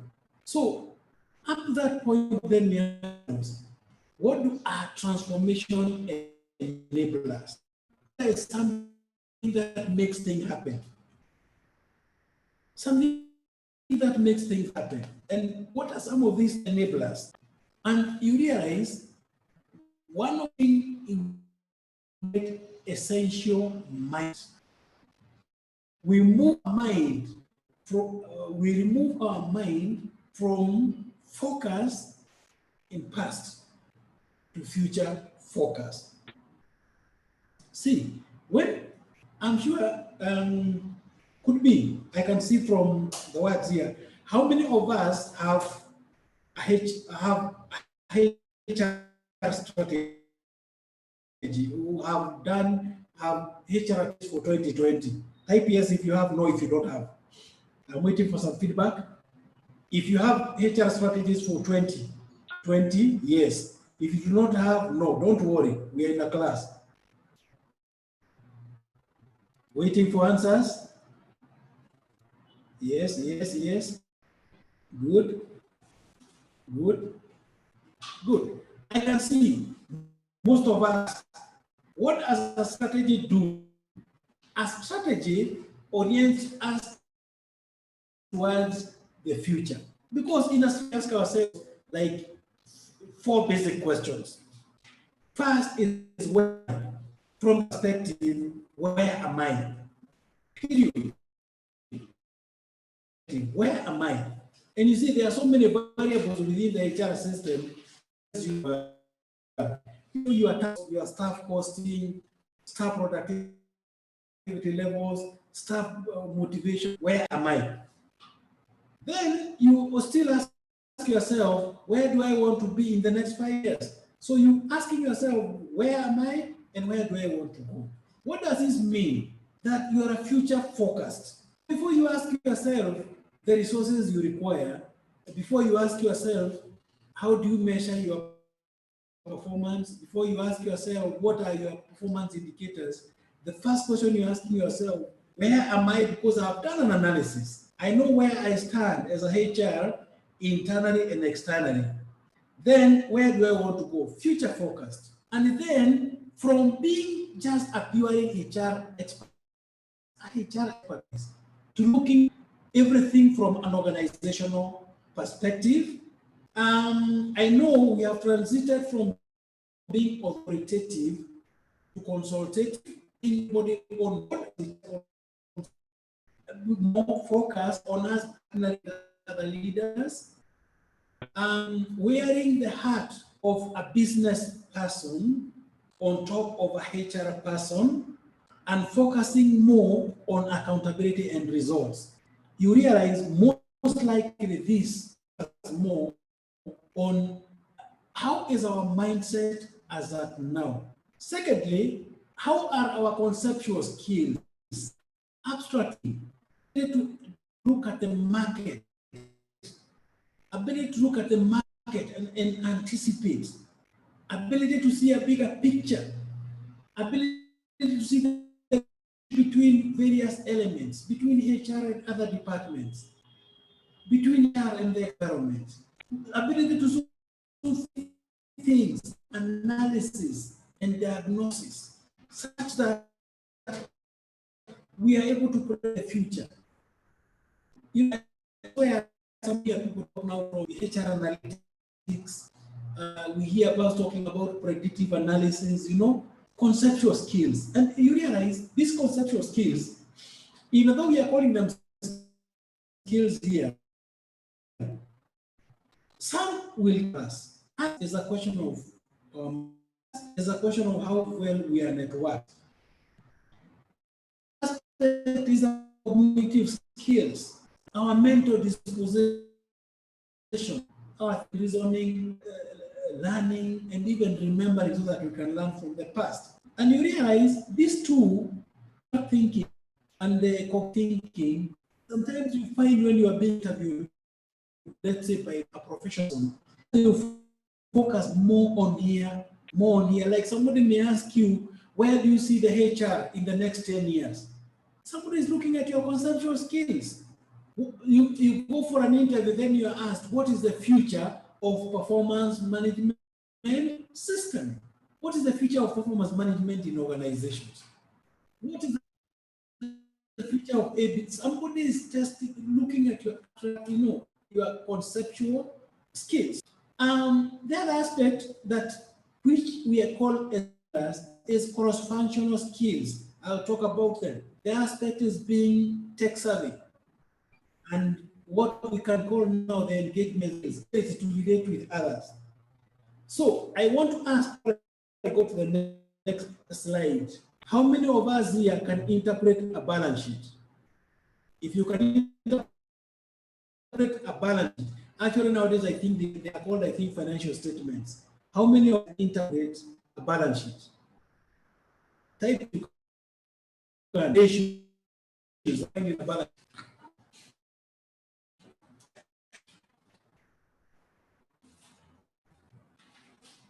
Anybody who can, yes, I can see Violet. Yes. Yes. Beyond that, I'm zero. Beyond that, I'm zero. I can't tell anything about marketing. I can't tell anything about operations. I can't tell anything about finance. That's why if I go thinking and there's a question about finance, I take a back seat.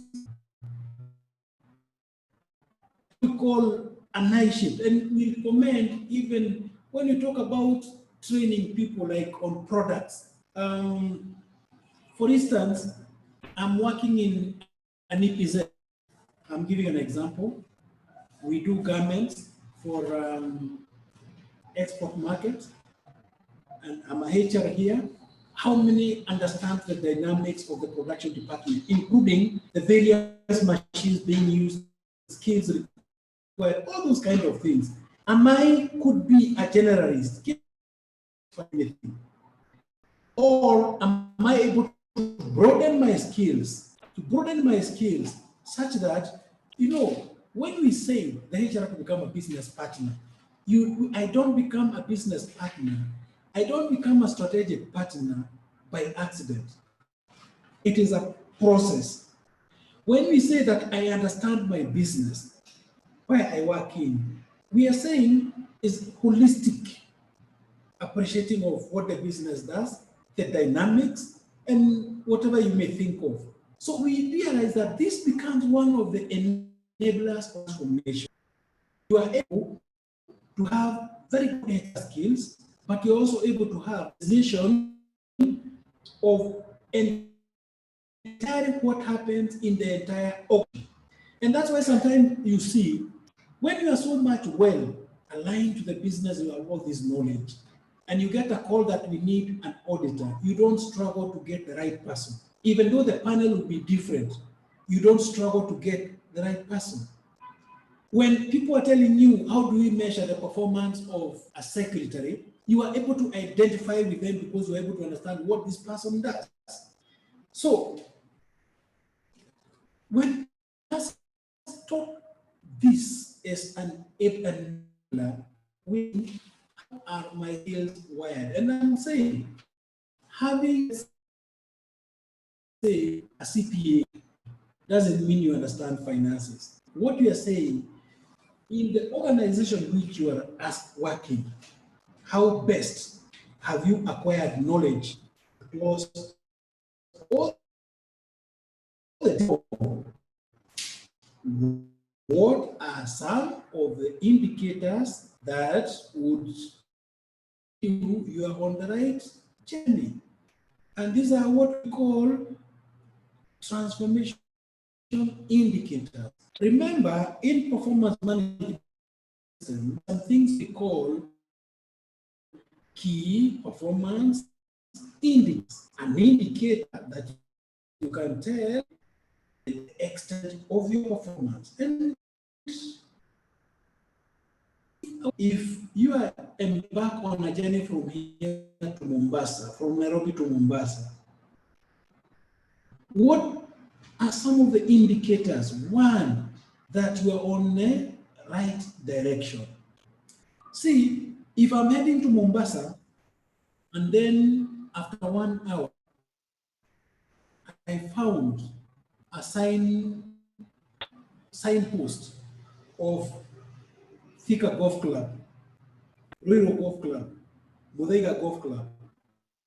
Yes, I was at a different to get to Mombasa, which I'm thinking is the distance. It tells me I'm lost.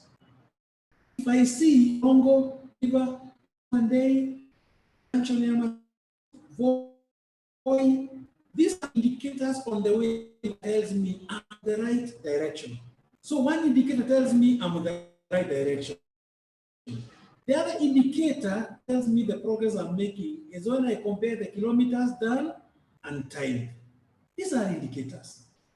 And you realize now for these indicators, if I'm driving, I have a dashboard that is telling me the amount of fuel I've used,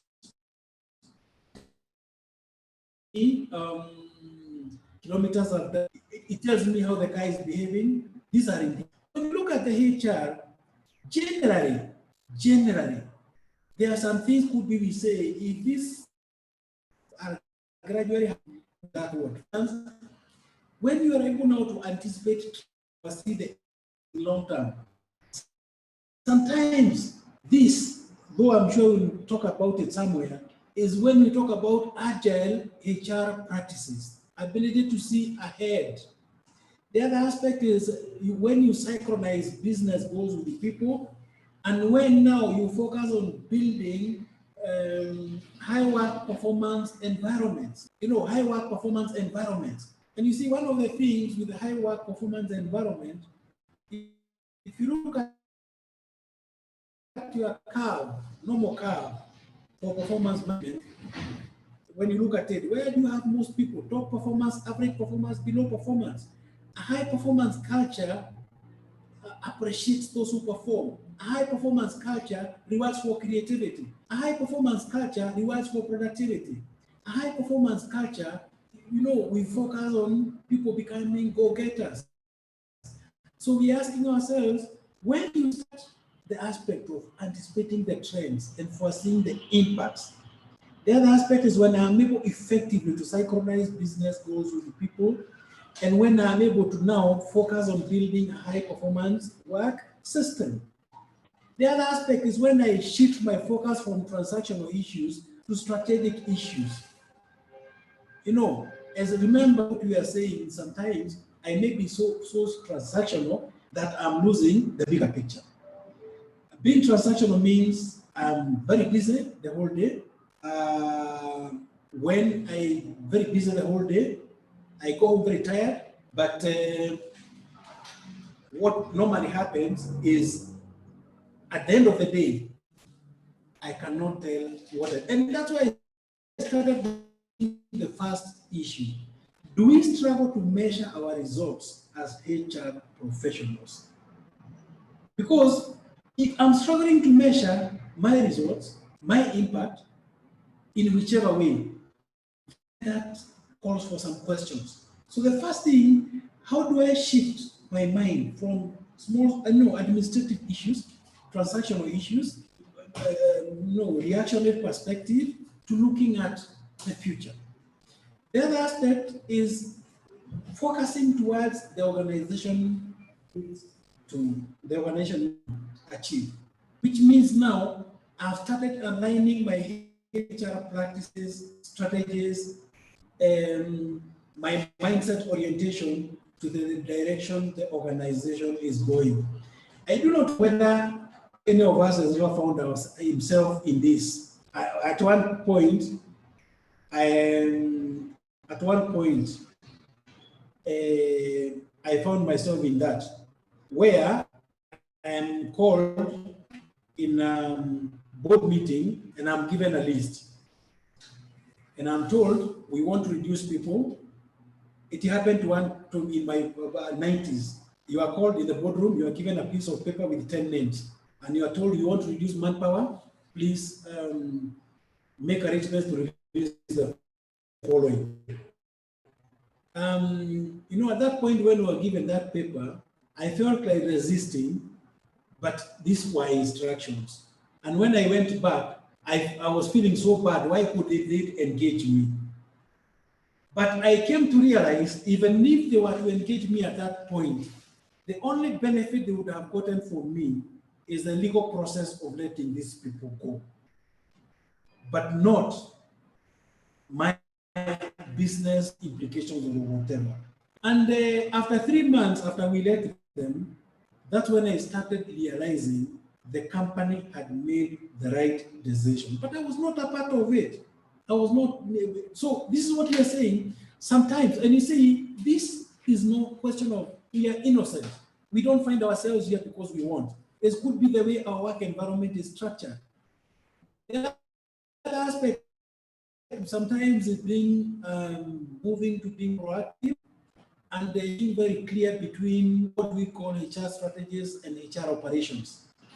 And this means, as we say about being proactive, we say that you are I'm able to move from point one to point B. I'm able to see, could be 2 years ahead. Maybe could be because I'm quite wired with what is happening in the market internally to actively react to certain scenarios before they happen. And the other aspect we normally see is that focusing on war of talent. And I said, I think in one of the forums, today's top performers are just like a frog in a wheelbarrow. See, if you put a frog in a wheelbarrow and you're pushing, that's about it. Today, good performers, top performers can leave you anytime. I'm sure some of the organizations I've spoken to, even this morning I was talking to one, the CEO was telling me, that this is now his reality. When HR came up with the issue of job rotation, he was telling me he was the first one to complicate it. And he was telling me what he asked the HR, because now you're talking about job rotation, how can you rotate a CEO?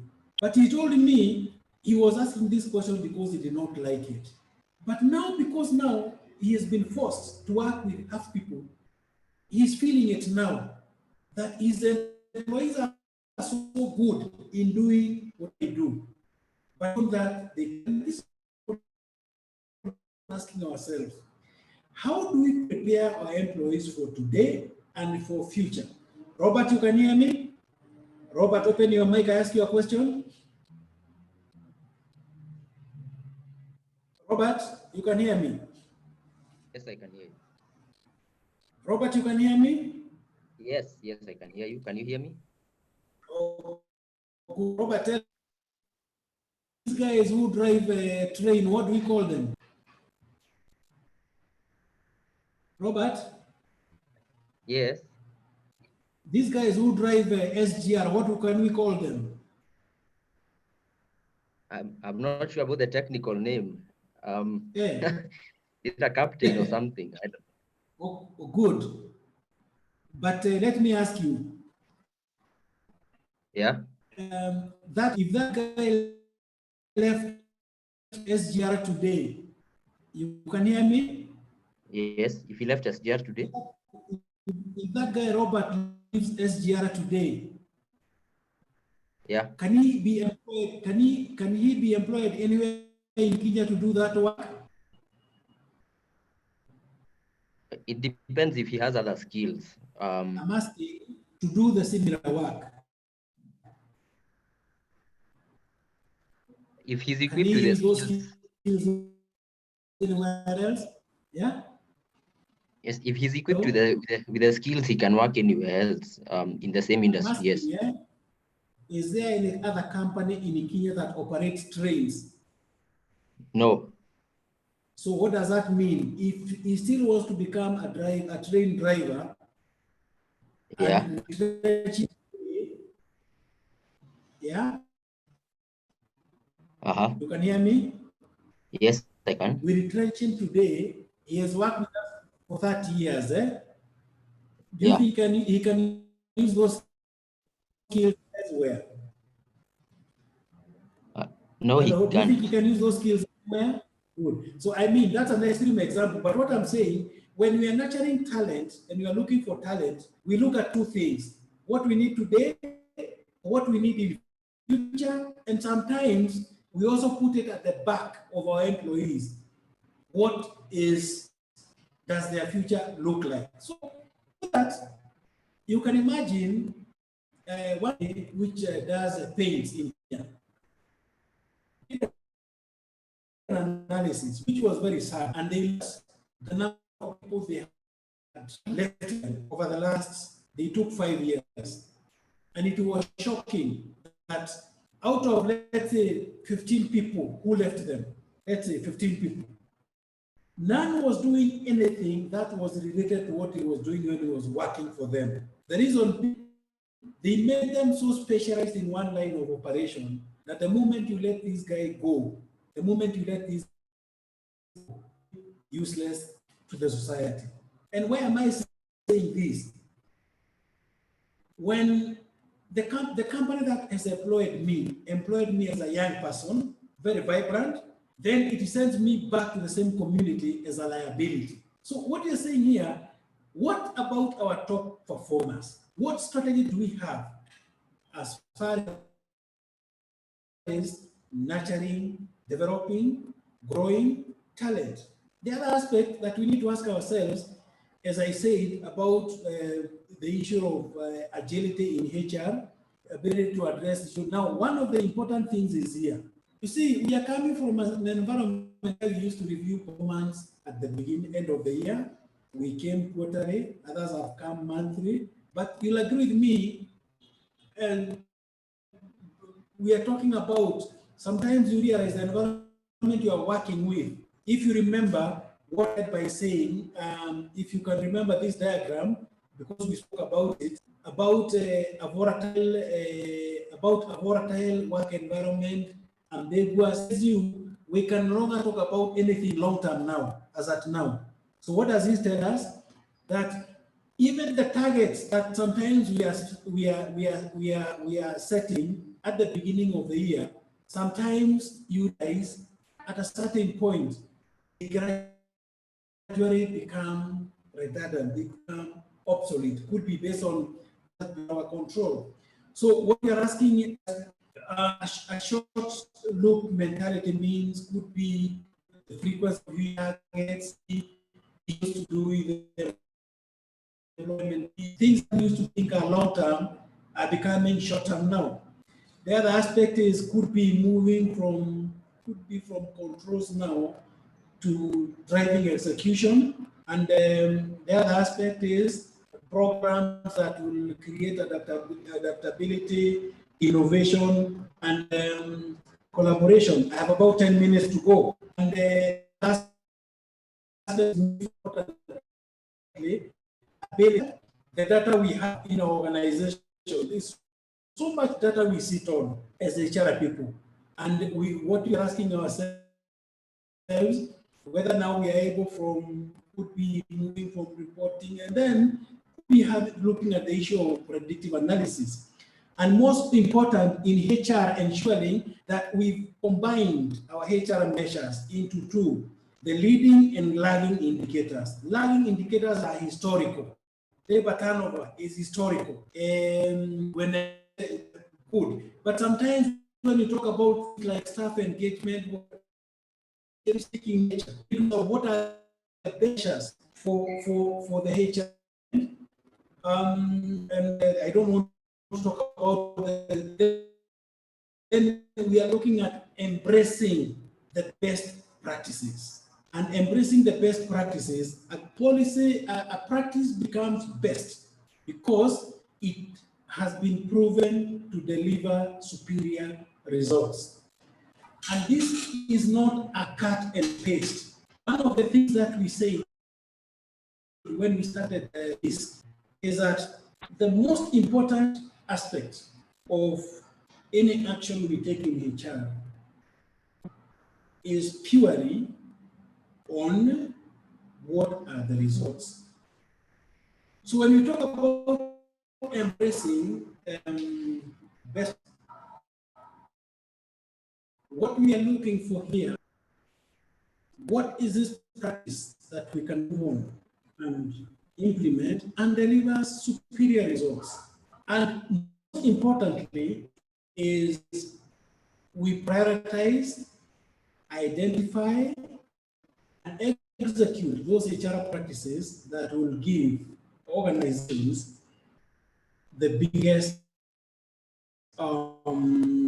impact. I would like to get an answer to this panel. As we wind up, have you learned anything, just IPA or no? Have you learned anything from this session? Don't tell us what you've learned. I'm just asking you some can get some feedback before I comment. So silence may tell me you've not learned anything. Have we learned anything? Only Kenyandui has learned something. Evelyn, yes. I'm wishing somebody can say no, so that we know we can improve. I'm pleading with one person to say no. Very good. I believe that what you are saying is good. Now, I would like to add one thing to all the participants.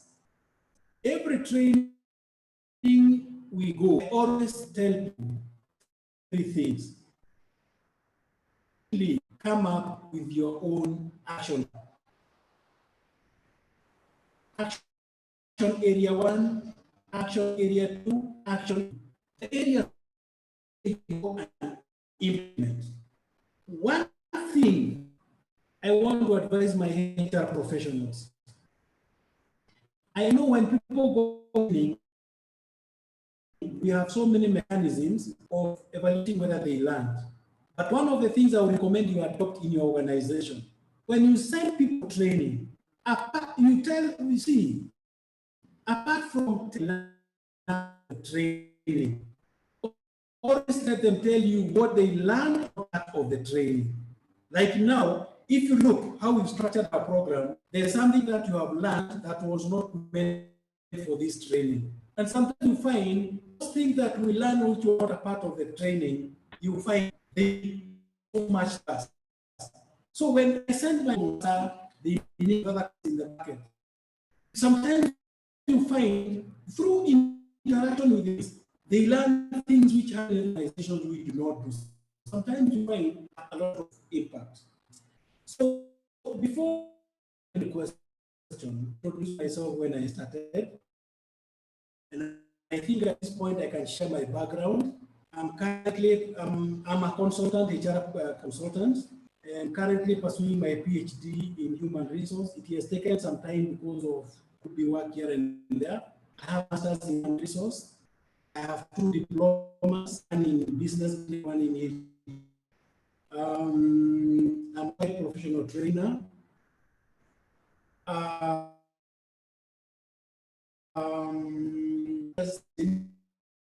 Industry. I've been 7 years in course. I do recruitment, training, employee surveys, performance management. I'm every year organized by Utali for the hotel managers in, for HR managers in hospitality industry. And actually, my PhD is on employee wellness. I also have part-time lecture on MBA, MSc program. I'm also supervise some students who are doing some people careers. And recently, I've started could be mentoring those who want to go into consultancy, those who feel they are right to go. Not the difference between I being fired and I want to become a consultant, and there's a difference between where I want to become a consultant because I feel my time is right. So I wish to thank everybody for being there for me, listening, and not get you bothered. I'll give about 2 minutes or 3 minutes for feedback before we sign off, and before I hand it over to the host. We can get back before we sign off. Any feedback? Any issue that you'd like me to clarify? Benson, I'll go first. And I think as a matter of feedback is just to say my takeaway, and this is something that has stuck in my mind, is about the transformation analogy that you gave.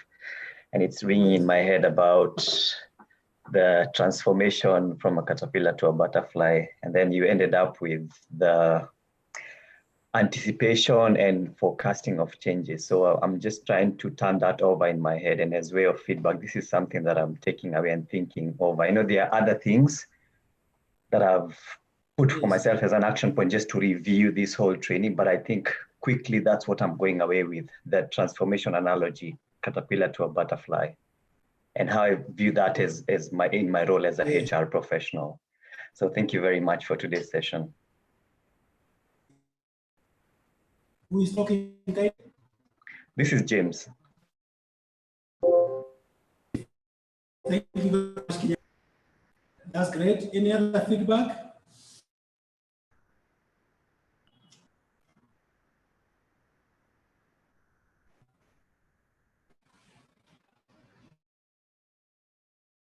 Any other?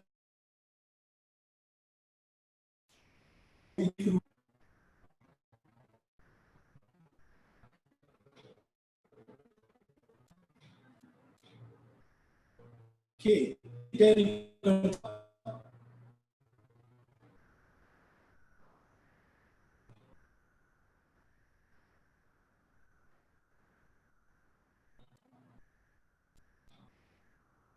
Then you can take over.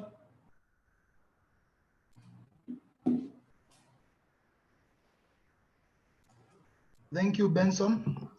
Thank you, everybody, for finding time to participate in today's training. It was very informative.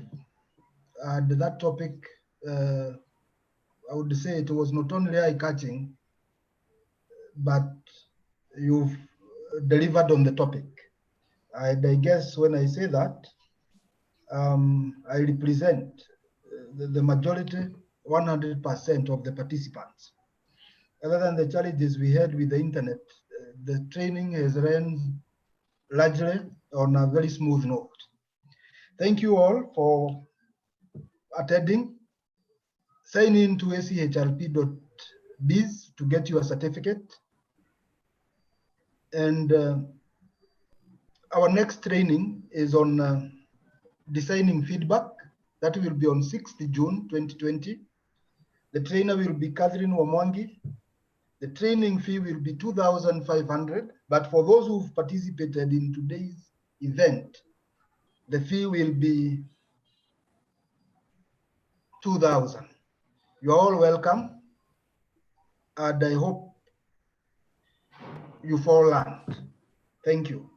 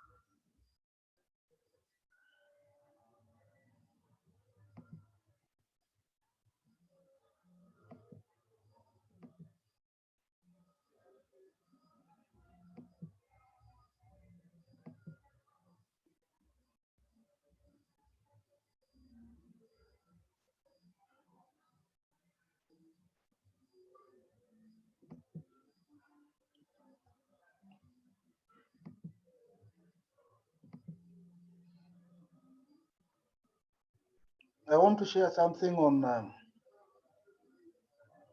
handling difficult people. So if you're there and you'll be interested in watching that, it's a very good training. Let's see.